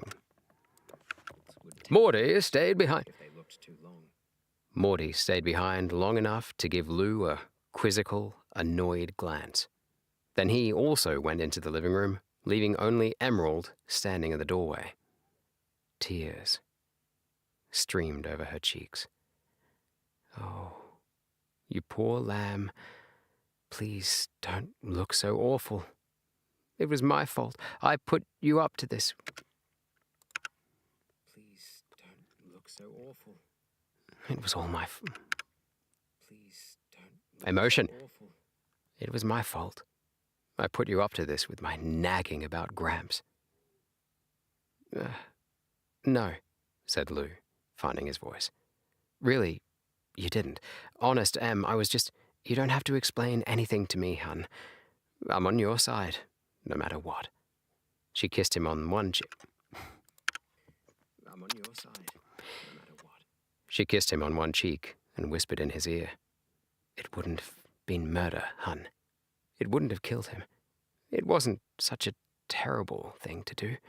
It just would have fixed him up so he'd be able to go any time God decided he wanted him." "What's going to happen next, Em?" said Lou, hollowly. "What's he going to do?" Lou and Emerald stayed fearfully.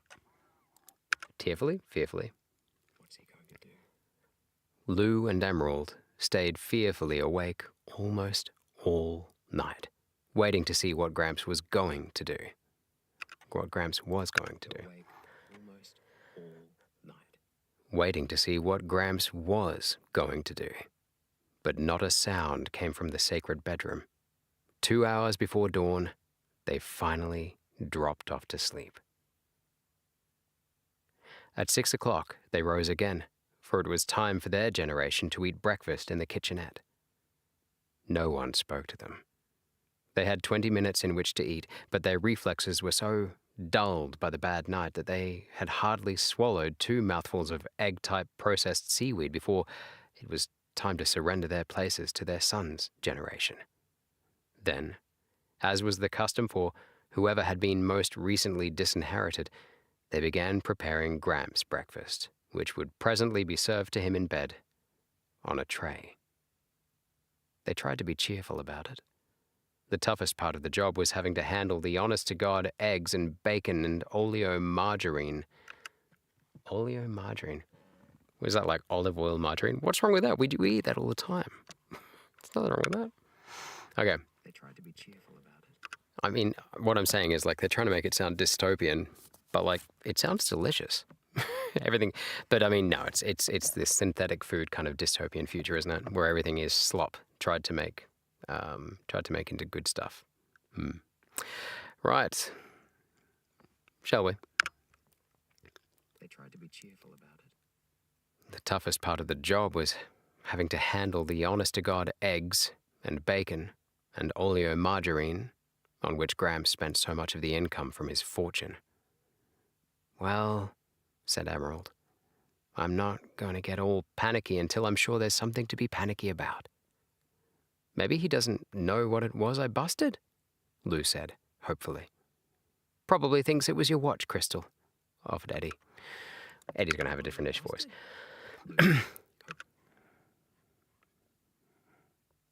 Was I busted? Lou said, hopefully. Probably thinks it was your watch, Crystal, offered Eddie, their son, who was toying apathetically with his buckwheat-type processed sawdust cakes. Don't get sarcastic with your father, said Em. And don't talk with your mouth full, either. I'd like to see anybody take a mouthful of this stuff and not say something, complained Eddie, who was 73. Sorry. Sometimes the desk just under here clicks, and so I have to kind of... Was I busted? Lou said. Oh, wait, that's too far back. I'm not doing all that work again. I like what I've done. Complained Eddie. All of this stuff and not say something, complained Eddie. Who was 73. He glanced at the clock. It's time to take Gramps' breakfast, you know. Yeah, it is, isn't it? Said Lou weakly.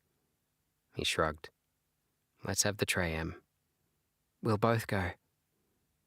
Walking slowly, smiling bravely, they found a large semicircle of long-faced Fords standing around the bedroom door.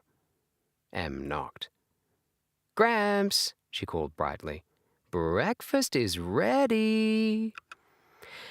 Breakfast is ready. No, that actually might be better. Breakfast is Grams, she called brightly.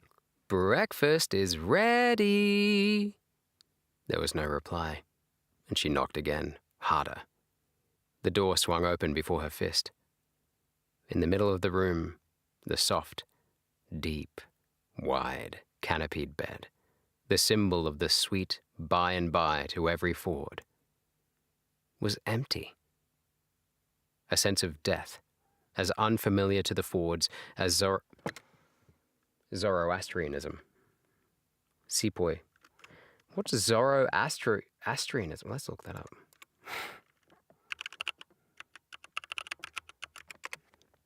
Oh, why is my caps lock on? Zoroastrianism is an ancient Persian monotheistic faith founded by the prophet Zoroaster. Oh, Zarathustra. That's who they're talking about when they say Zarathustra. Okay. Between 15... Yeah, okay, right, cool. Good thoughts, good words, good deeds, and fighting against evil through ethical actions and environmental stewardship. That's kind of cool. That's kind of cool. A sense of death. Let's start beginning of the paragraph. Was empty. A sense of death, as unfamiliar to the Fords as Zoroastrianism or the causes of the Sepoy Mutiny, stilled every voice, slowed every heart. Awed, the heirs began to search gingerly under the furniture and behind the drapes for all that was mortal of Gramps, father of the clan. But Gramps had left not his earthly husk, but a note, which Lou finally found on the dresser under a paperweight which was a treasured souvenirs. Bro. His earthly task, but a note.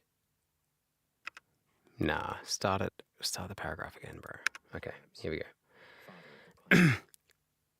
But Gramps had left not his earthly husk, but a note, which Lou finally found on the dresser under a paperweight which was a treasured souvenir from the World's Fair of 2000. Unsteadily, Lou read it aloud.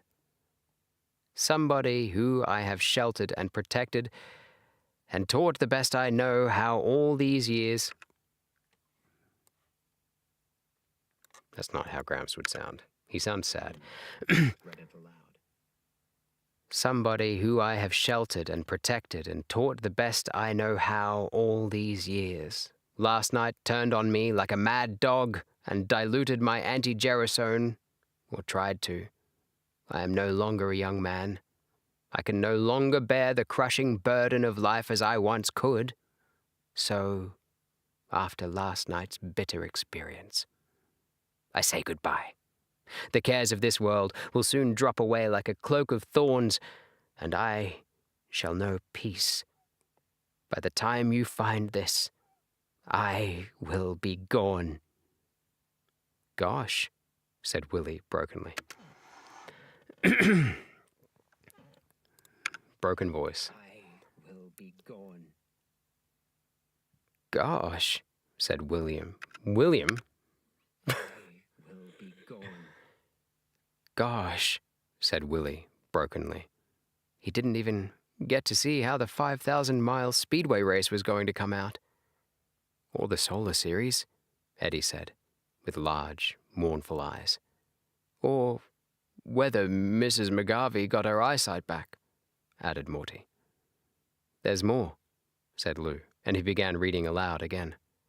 I, Harold D. Ford, etc., do hereby make, publish, and declare this to be my last will and testament, revoking any and all former wills and codicils by me at any time heretofore made.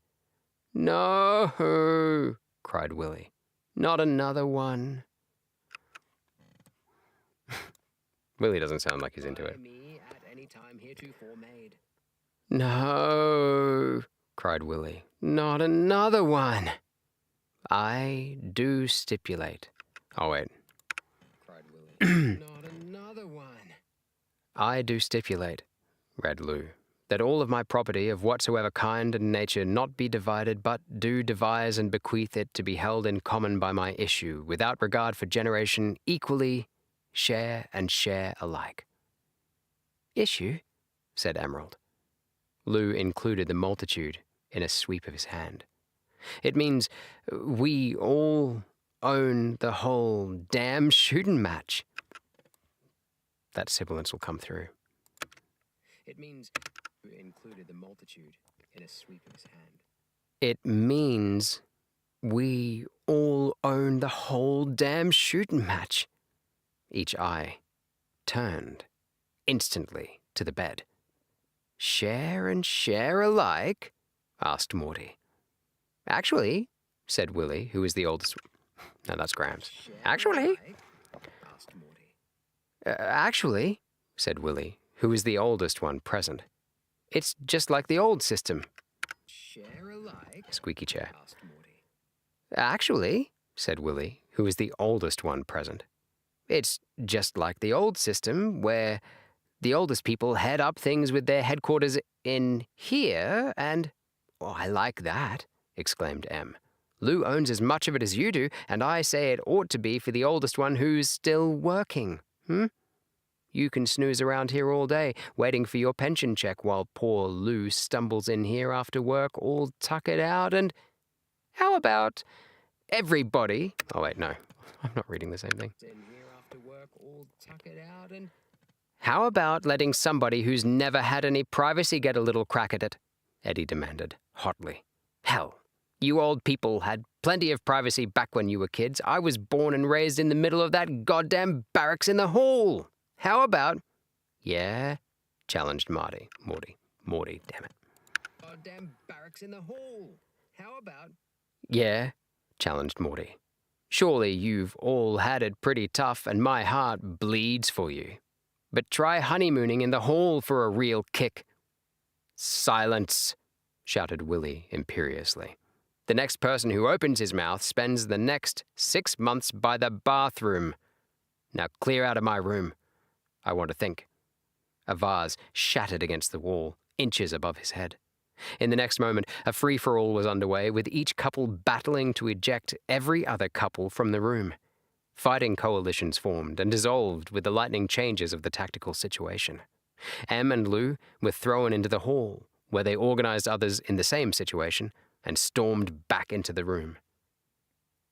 After 2 hours of struggle, with nothing like a decision in sight, the cops broke in, followed by television cameramen from mobile units. For the next half hour, patrol wagons and ambulances hauled away Fords, and then the apartment was still and spacious. An hour later, films of the last stages of the riot were being televised to 500 million delighted viewers on the eastern seaboard.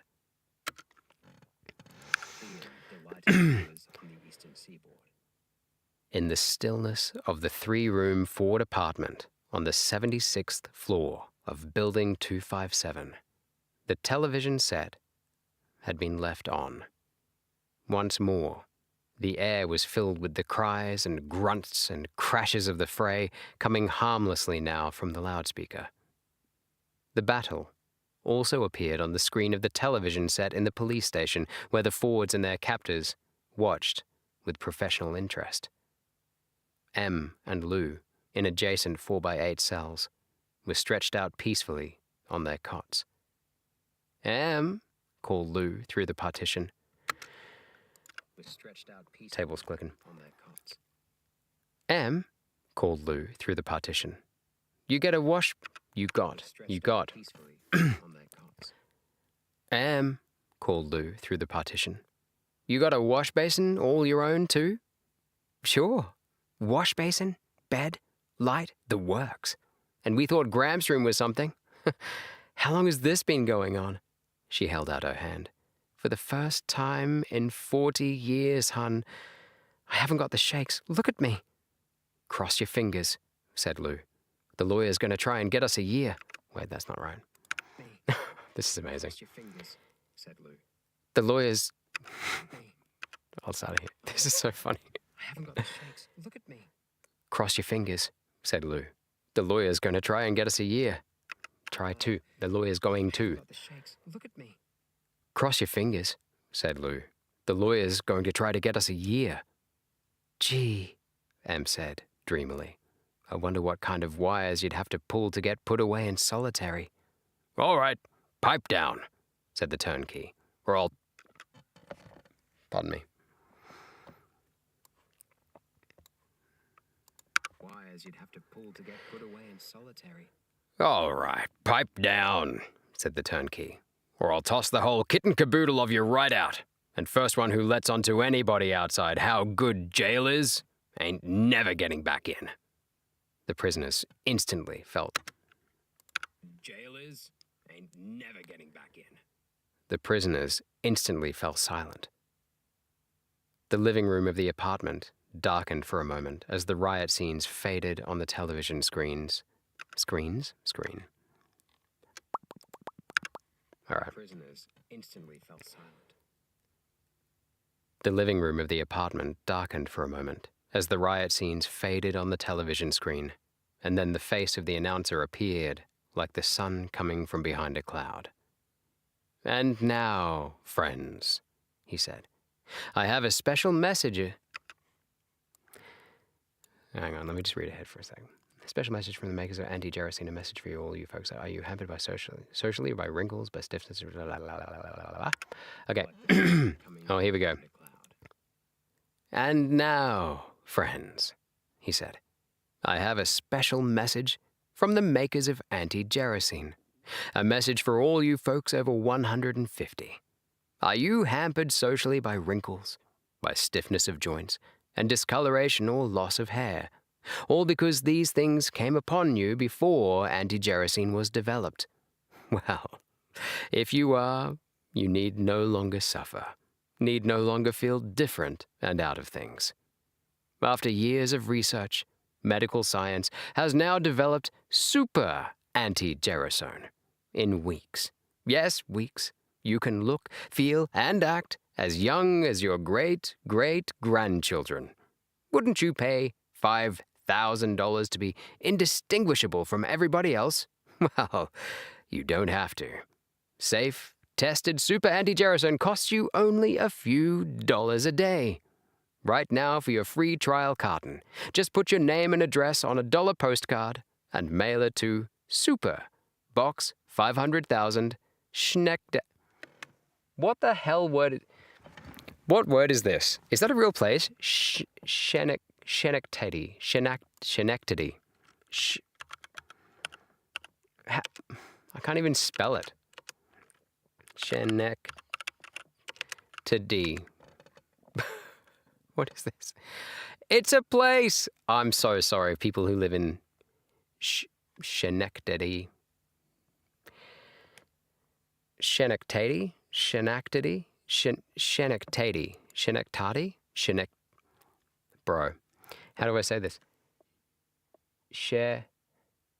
Schenectady. Schenectady. I'm just going to say Schenectady. I think that, I don't even know how do you read that. How do you read that? Nah, how do I do the, like, oh, it's ah. Okay, so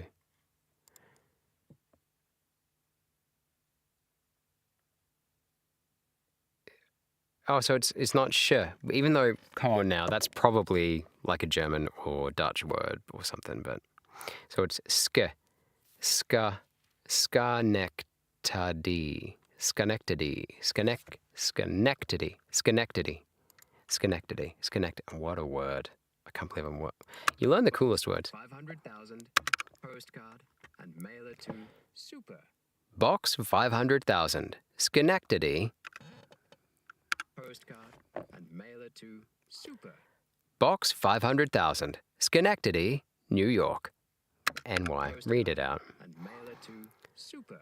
Box 500, Schenectady. Postcard and mail it to Super. Box 500, Schenectady. Schenectady, NY. Postcard Ah! and mail it to Super. Box 500,000, Schenectady. Schenectady. Postcard and mail it to Super. Box 500,000, Schenectady, NY. Have you got that? I'll repeat it. Super Box 500,000. Geez, I'm glad it didn't make me read that out again. Thank crikey. All right. Okay. Super Box 500,000. Underlining the announcer's words was the scratching of Gramps' pen. Super Box 500,000. Underlining the announcer's words was the scratching of Gramps' pen, the one Willie had given him the night before. He had come in, a few minutes earlier, from the Idle Hour Tavern, which commanded a view of Building 257 from across the square of asphalt, known as the Olden Village Green. He had called a cleaning woman to come straighten the place up, then had hired the best lawyer in town to get his descendants a conviction, a genius... No. He had called a cleaning woman to come straighten the place up. Then had hired the best lawyer in town to get his descendants a conviction, a genius who had never gotten a client less than a year and a day. Gramps had then moved the daybed before the television screen so that he could watch from a reclining position. It was something he'd dreamed of doing for years. Schenectady, murmured Gramps. Got it. His face had changed remarkably. His facial muscles seemed to have relaxed, revealing kindness and equanimity under what had been taut lines of bad temper. It was almost as though his trial package of super anti-gerasone had already arrived. When something amused him. Super anti-gerasone had already arrived. When something amused him on television, he smiled easily, rather than barely managing to lengthen the thin line of his mouth a millimeter. Life was good. He could hardly wait to see what was going to happen next. I don't really know what to make of that story, boys. But what I can tell you is, if you ever feel like you have to poison me or just withdraw my medical kind of attention, please, I'd rather you just take the bed. I'll happily sleep on the couch or the floor. That's fine. Okay? Love you, boys. So much. And scene. Boys, I do really love you. Obviously. Yeah, I just like to sign off when I remember to. But that is that's a freaking amazing story. That's so funny. I love short stories that can manage to make me feel like all you have to do is change. I mean, that's a TV screen. That still exists. But, like, in fact, everything about that you could just overlay onto a 2026 kind of scene in an apartment building. Everyone would have a phone or something like that. But apart from that, and like a glass bottle for medicine. Maybe not anymore, maybe plastic, but I mean, glass, why not? I mean, that's an amazing. I think I've fallen in love with Kurt Vonnegut over the 2 stories of his that I've read. One is To Be R Naught to Be, R Naught to Be, and this one, The Big Trip Up Yonder. What an amazing. That's so cool. That's so cool. Okay, right. Here's how we do it. Okay, so now that we've done all that, there's a couple of things that I do by standard practice, right? It is sweaty. Open that. Let's see if there's any charge left in this battery on this fan.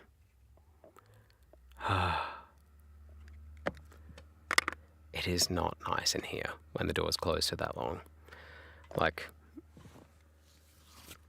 I don't know, you can't see what it's like. Maybe I should get a thermometer in here if we're going to do lives. Maybe you should see how it feels to be in here. Okay, so we're going to listen to some of it. Obviously not that bit. Okay. No. Welcome back to Boring Dad Sleep Stories. Today we're going to read... Okay, so that's the bit we're keeping, obviously. So what I'll do is I'll delete that bit. Now, are you guys still seeing what I'm seeing? Okay. Sweaty. Okay.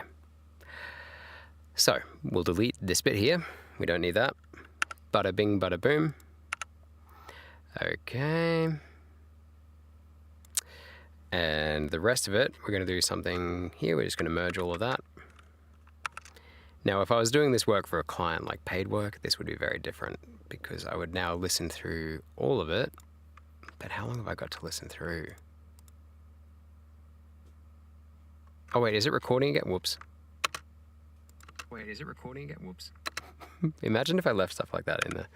That'd be great. Okay, so 27 minutes. What did I say? 25 to 30. Oh, no, I said it was going to be like more than 30 minutes.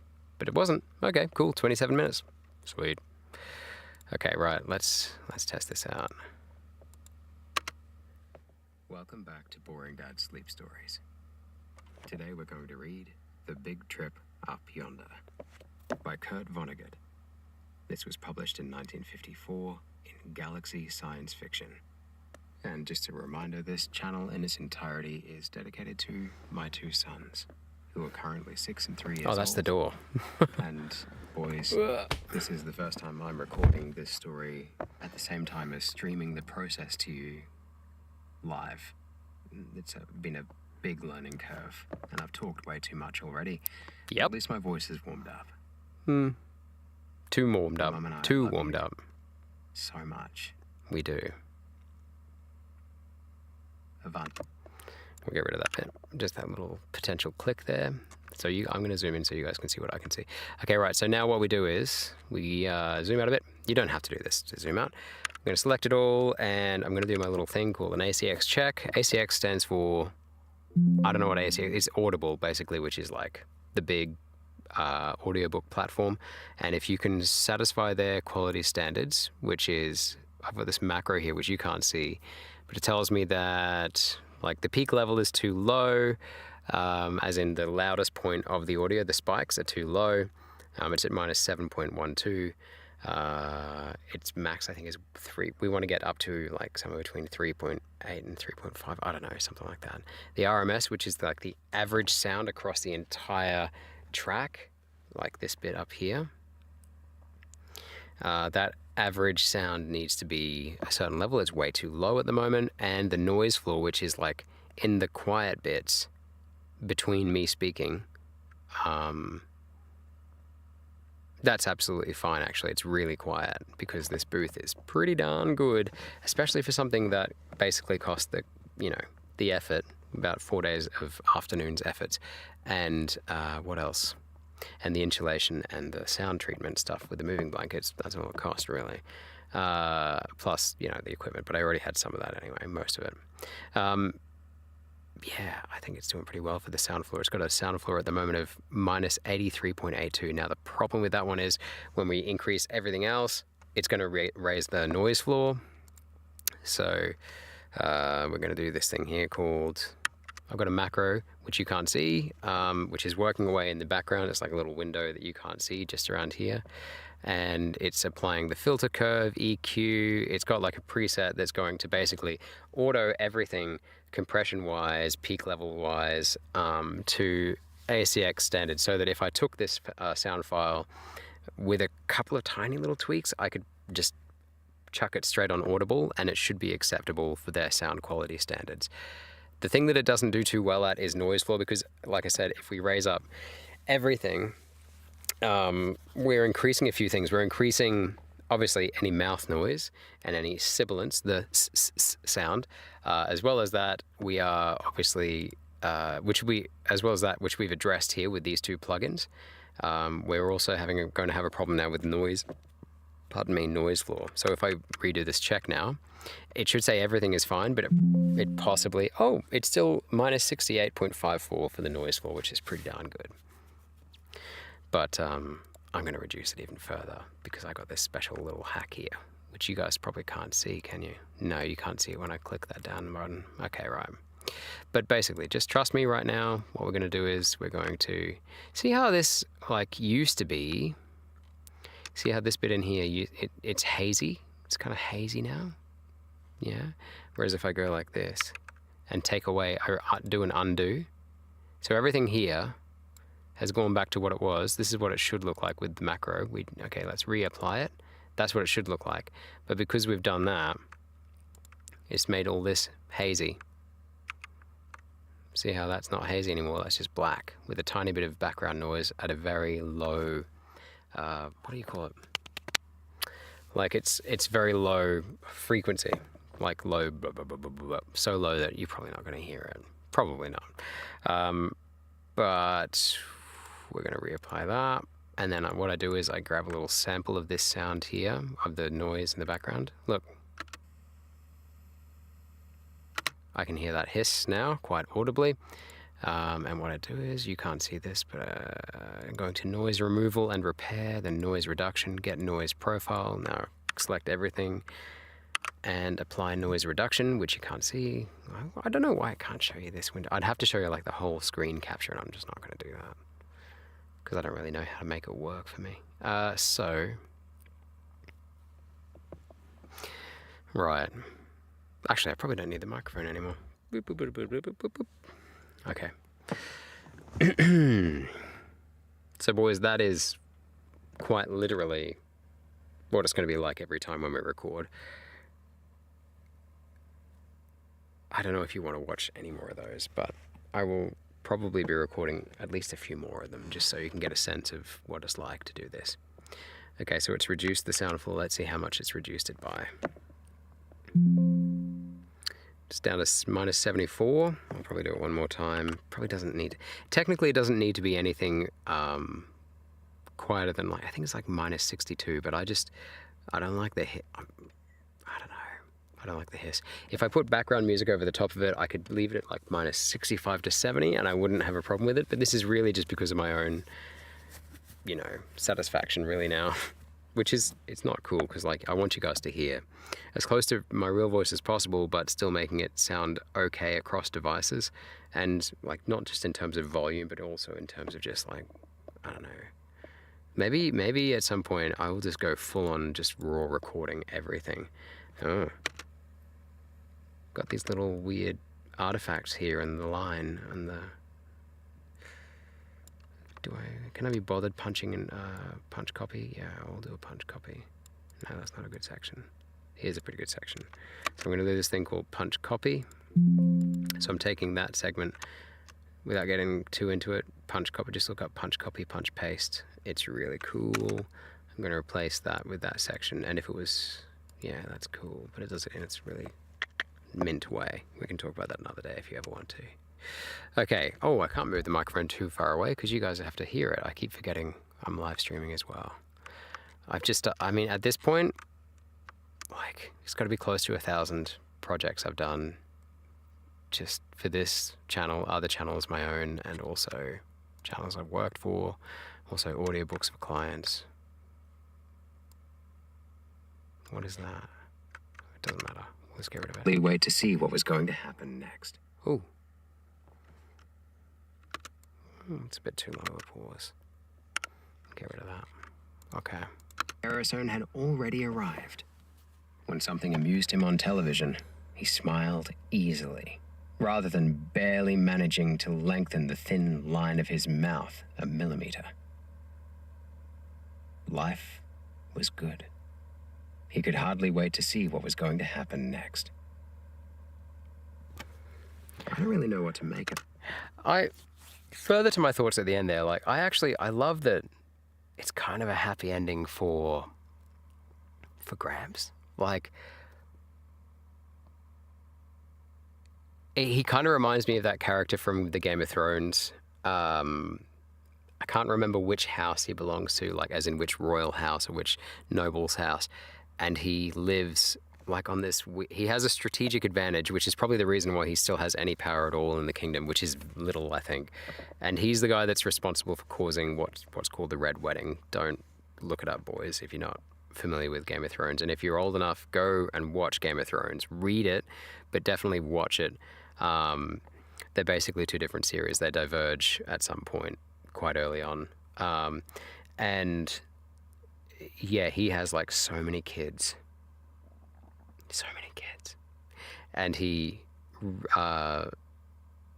got a problem because he's created this kind of like heir, like descendancy cul-de-sac. Like he's got too many kids. Like he doesn't know what to do with it, which is kind of part of where we enter the story.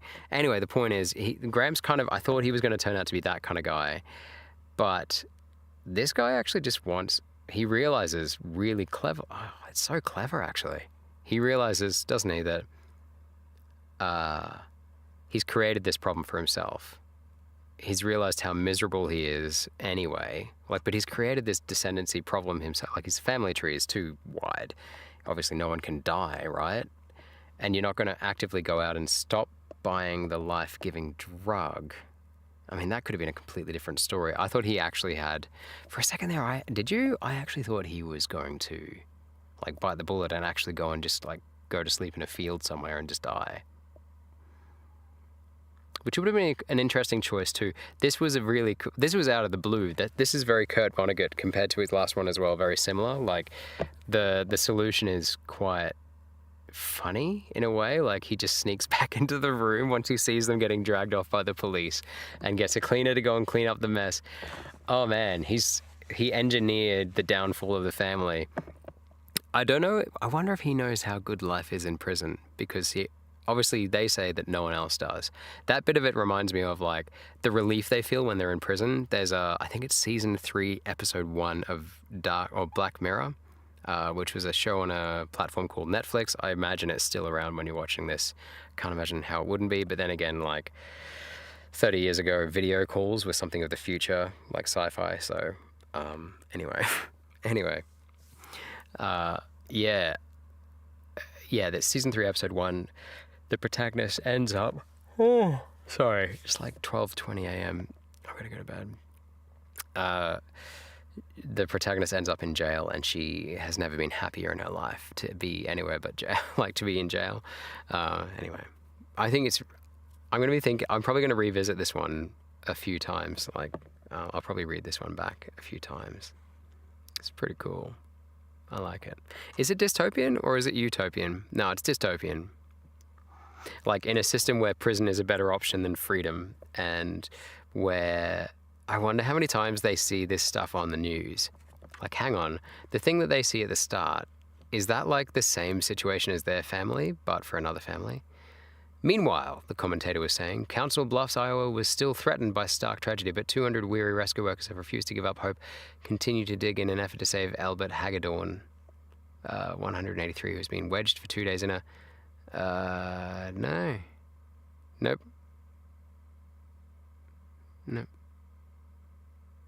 Next one shoots off his big bazooka. No?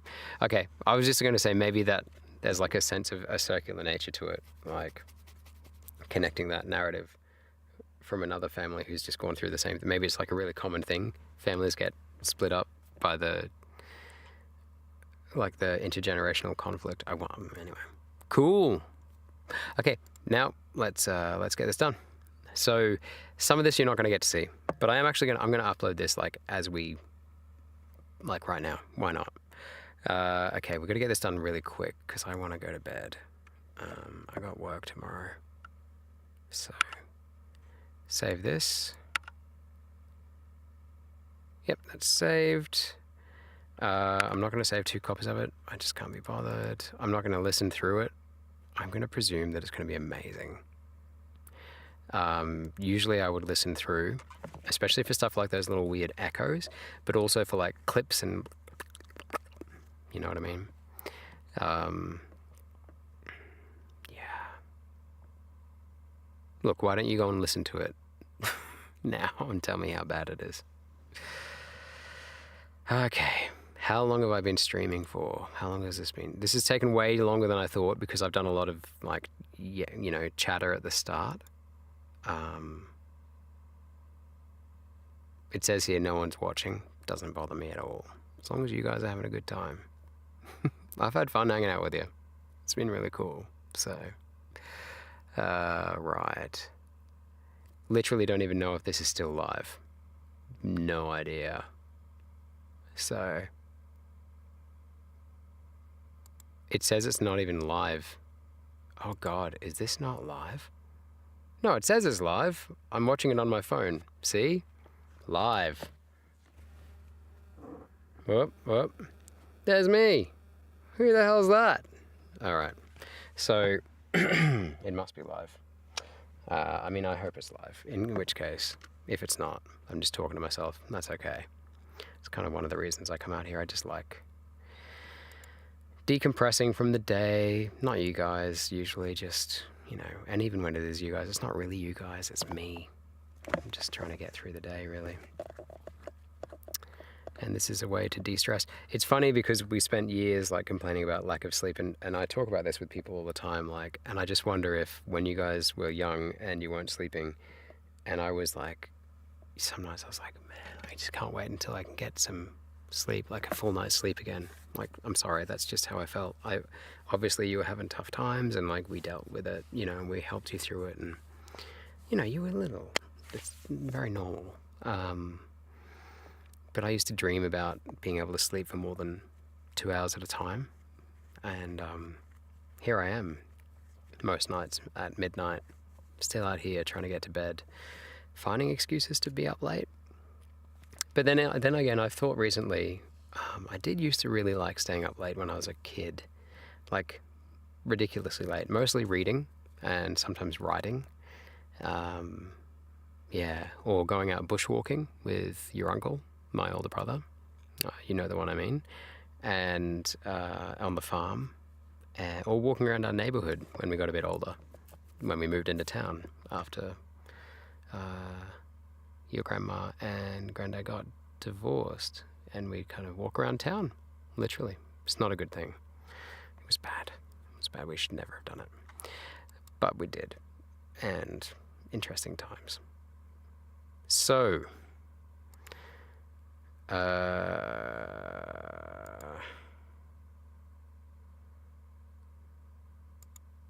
on. Okay, so what we're going to do is, now that has, let's just double check that that's worked.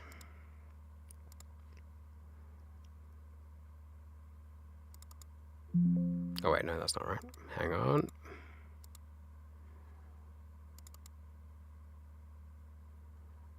Uh-oh. Where's that going to?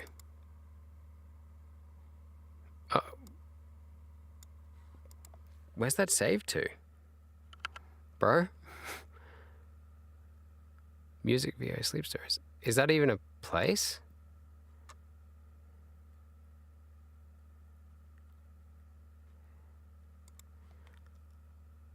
Hang on. Oh wait, there it is. Okay. Okay. Let's just give it a little listen to. Welcome back to Boring Dad's Sleep Stories, gurgled monotonously. Suddenly, up came the sound of music from the living room. As unfamiliar to the Fords as Zoroastrianism or the causes of the Sepoy Mutiny, stilled every voice. More elaborate specifications for a funeral. 60, or for a total of 112 years. A few dollars a day. Right now for your free trial carton. Just put your name and address on a $1 postcard and mail it to Super. Like, can I get it? 500,000, Schenectady, NY. Have you got that? I'll repeat it. Super, Box 500,000. Underlining the announcer's words was the scratching of Gramps' pen. Okay, cool. That bit was the bit I was like, oh, that was quite terrible. I mean, the recording on this one was even more roughshod than usual, but doesn't matter. I had a good time. I hope you had a good time too. I hope you've just got this on the background. And no matter when or where you are, I'm thinking of you, boys. Always. And right now I'm trying to get this video editing software up so that I can quickly turn this into, which you can't see. I've done that on purpose because it's a lot of effort to get it to show up and not make the other stuff show up.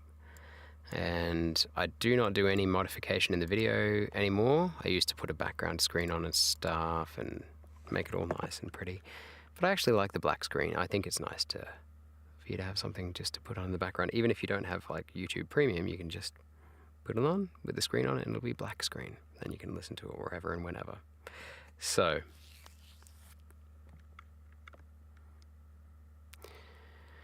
what's it called? The big trip up. Sorry, I was just having a senior moment there. I'm too young to have senior moments, but I have them anyway. All right, and you know what? I think as of today, I'm going to stop doing them in high resolution. It's literally an audio file. You know what I mean? Like we don't need all this ridiculousness. Okay, while that's doing that, it's going up quite quickly. I'm going to quickly open up Microsoft Paint. I know you can't see this either. You can just see what I can see. Do you see what I see? Right, but this is what we're looking at. Got the tablet out. And I'm going to write a quote from what we just witnessed. What's a good quote? Let's see.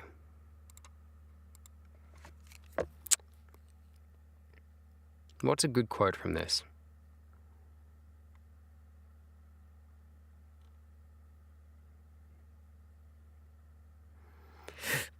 Pardon me.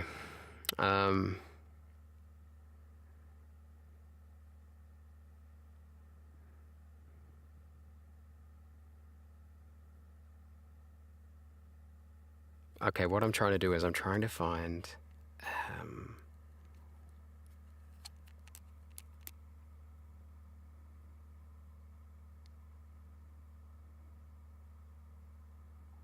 I mean, I could do something simple like this. He read aloud in a deep, portentous monotone. But it's not really grabbing, is it? I want something memorable so you can find it later. And so, you know, for the clicks, you know.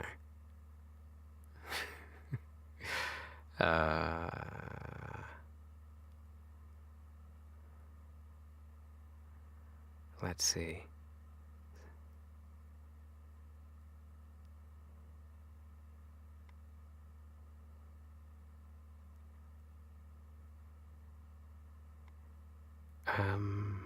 I don't mind like shortening a quote as well, but let's see here. I could just say like the bottle gurgled monotonously.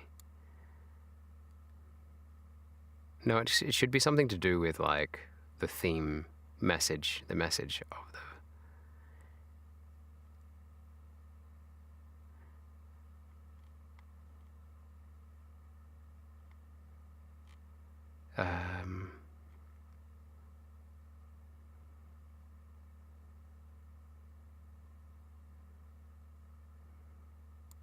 a vase shattered against the wall, inches above his head. No, it's not like the message, is it? Let's see. Something at the start. It actually is. I mean, it's not like it's an insightful. It's insightful, but it's very action-oriented.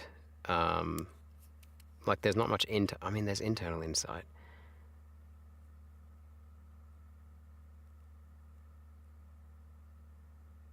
Is there something that says his age?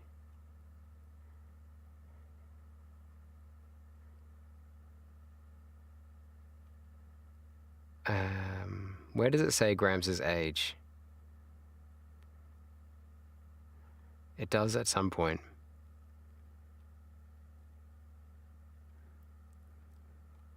Something about, like, since he was 60. Ah, here we go.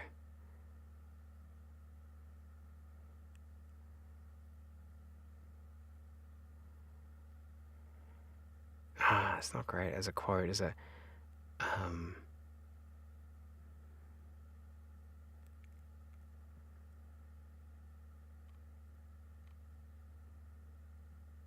I'm just looking at this again. Morty, who had just married and brought his wife home to the Ford Menage. I wonder if there's a sly comment there about, like, pressure that he's getting from his wife about trying to move up the hierarchy. And so, or maybe he's just, because he's just moved in, like, he's not used to this ridiculous living situation. Okay.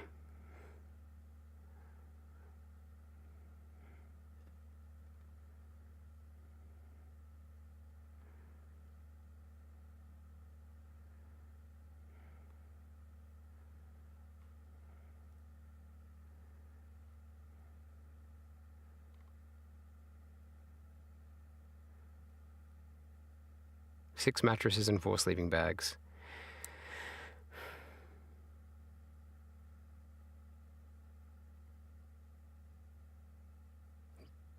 Maybe I could just say, like, get me my will. You know where it is.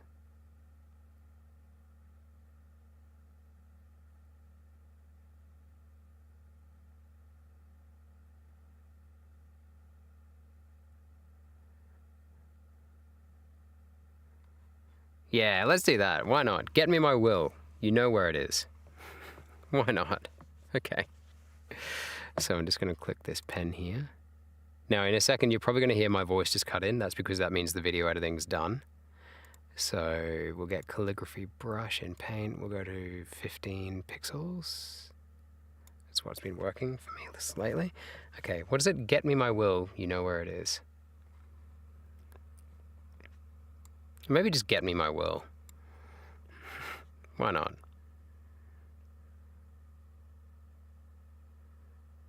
Okay, I'm drawing. You're seeing the concentration on my face without seeing the writing.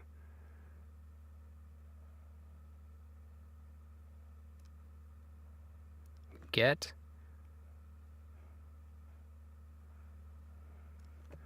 me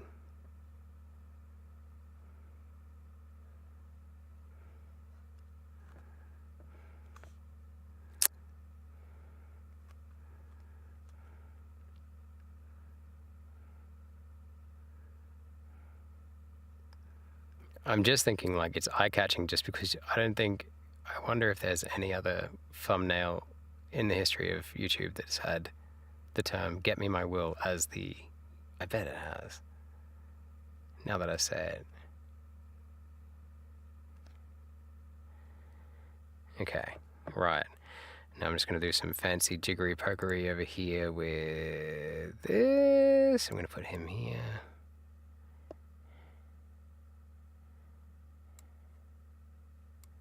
I'm just adjusting it so it's like the letters are walking down the stairs. So, like, it says "get me my will," because I quite like that.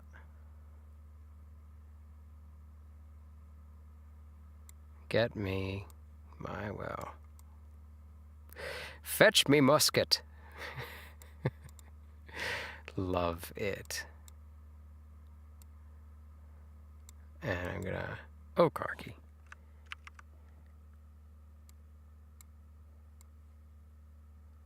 Flip this guy over. This is the thing I do with the quotation marks. Oh, crikey. I don't want to move it. I want to copy and paste it. Copy, paste.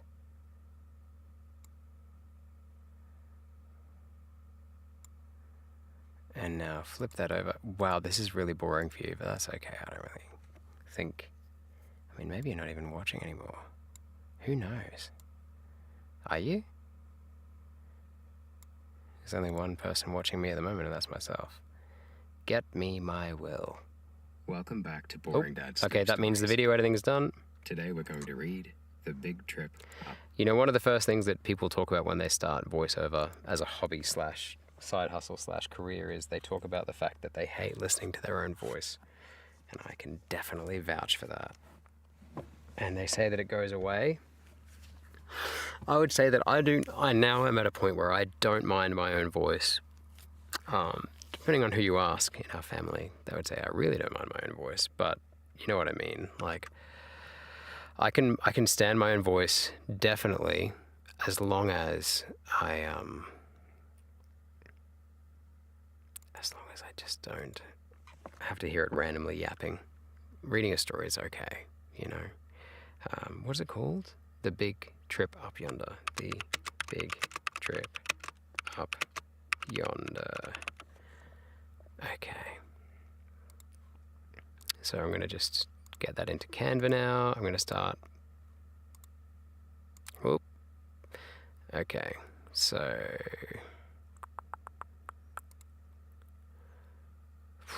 Okay. Here we go. I'm going to upload a video. And I'm going to upload that file now while it's there, while it's doing its thing. Boring Dad Sleep Stories. The Big Trip Up Yonder is now uploading as a file. The Big Trip Up Yonder. Kurt Vonnegut. Vonnegut.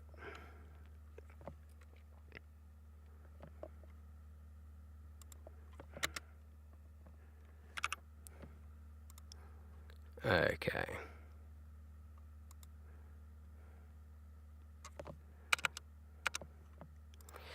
Okay, and I'll reuse the details from a past video. This is all stuff that one day I will show you. It's not showing up on the screen now, is it? I'm not trying to. No, great. Okay. So I will reuse the content.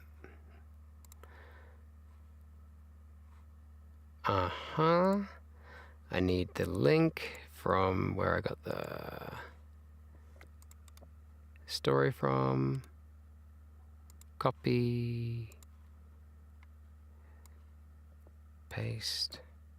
This is supposed to be the bit, like a lot of other people who are on YouTube, they talk about how hard this bit is, like packaging it. They call it the packaging. Your thumbnail and your title.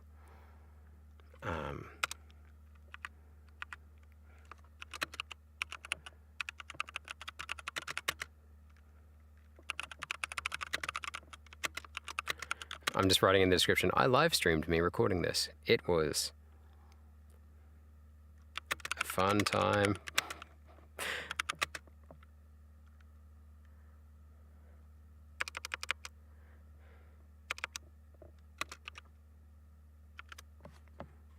Smiley face. Why the hell not?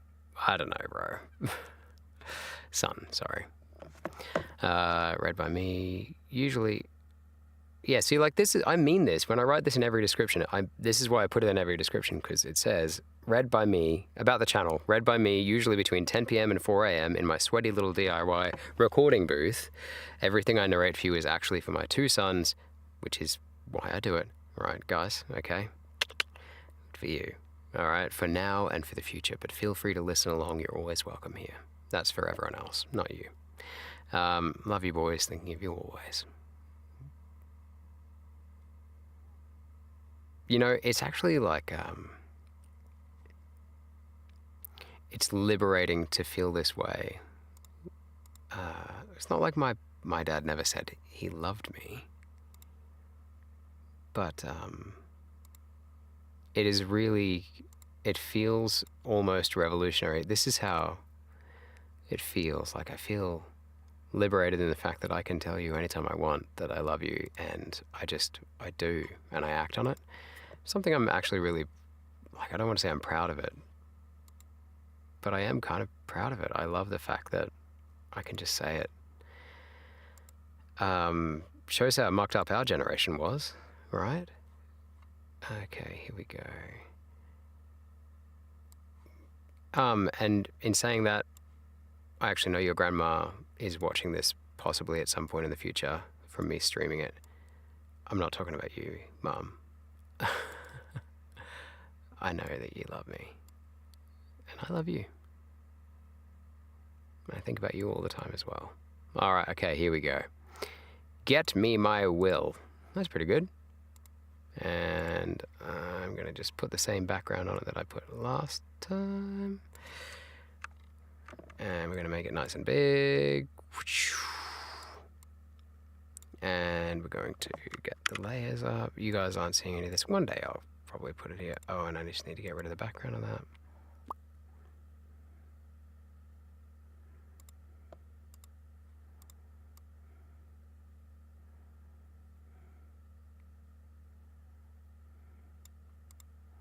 There we go. Get me my will. Okay, I'm going to put that on. Download that thumbnail.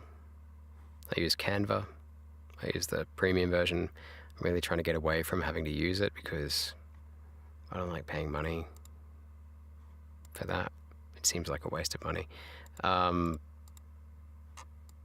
it hasn't improved any performances that I've had on any of my channels, I don't think. Not that I think, anyway. Maybe it's just I just am not great at it, maybe. That's what it is. It's probably what it is. Okay, right. No, it's not made for kids. Age restriction, advanced, no. Don't restrict my viewer. Altered content, no. Just all these little things you have to tick when you do this stuff. And I'm going to chuck a couple of tags in. Okay, so who's the author again? Kurt Vonnegut. So this is where you should be able to find it if you ever forget what it's called. Kurt Vonnegut.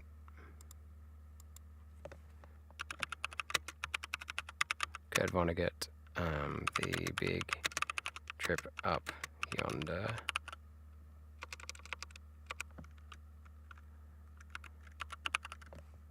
Yep, okay.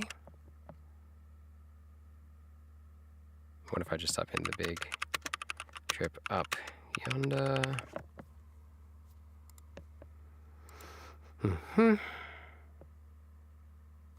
And do I have a room? Yeah, I do. Kurt Vonnegut audiobook. Why not? And I've got a whole bunch of other tags there that I use for all the other videos. I don't know if that's how you're supposed to do it, but it's okay. It's fine. Okay. So, category entertainment, don't allow remixing. If you see this on any other channel that's not this one, and I haven't told you about it in real life, it's not the right channel for it to be on. You should take them down for all they got. Because these stories are for you on this channel. Right, okay. Next, public, here we go.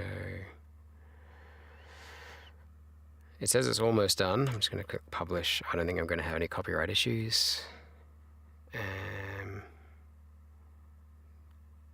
I watch a lot of YouTube guru stuff, and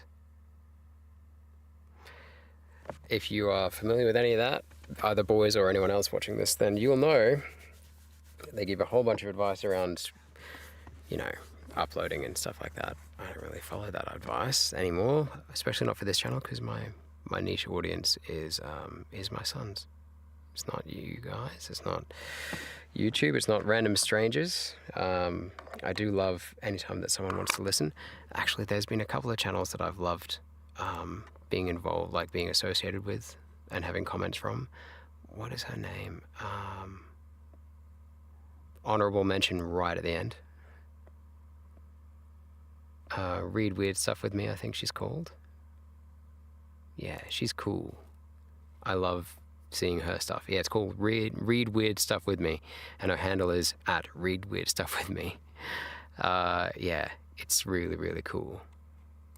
She picks unusual, weird, like it's in the name, weird stories that are public domain, mostly Project Gutenberg by the looks of it, but not all. And she usually gives you a little autobiography, like not a biography of the author, of a selected text, and then she'll read the text. It's pretty cool. And I love the fact that she seems to just do it on her living room floor, like just gets down straight to the story. Love it. Right. All right. I think we should be good to go. As soon as it's done, I'm going to end the stream. It's not going to be fancy. No sign off. All right. It says pending. It says published. Hey, all right. Okay. Quick test. You should hear it.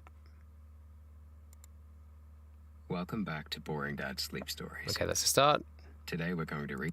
On the end. I don't really know what to make of that story, boys. Yeah, that'll do. All right, cool.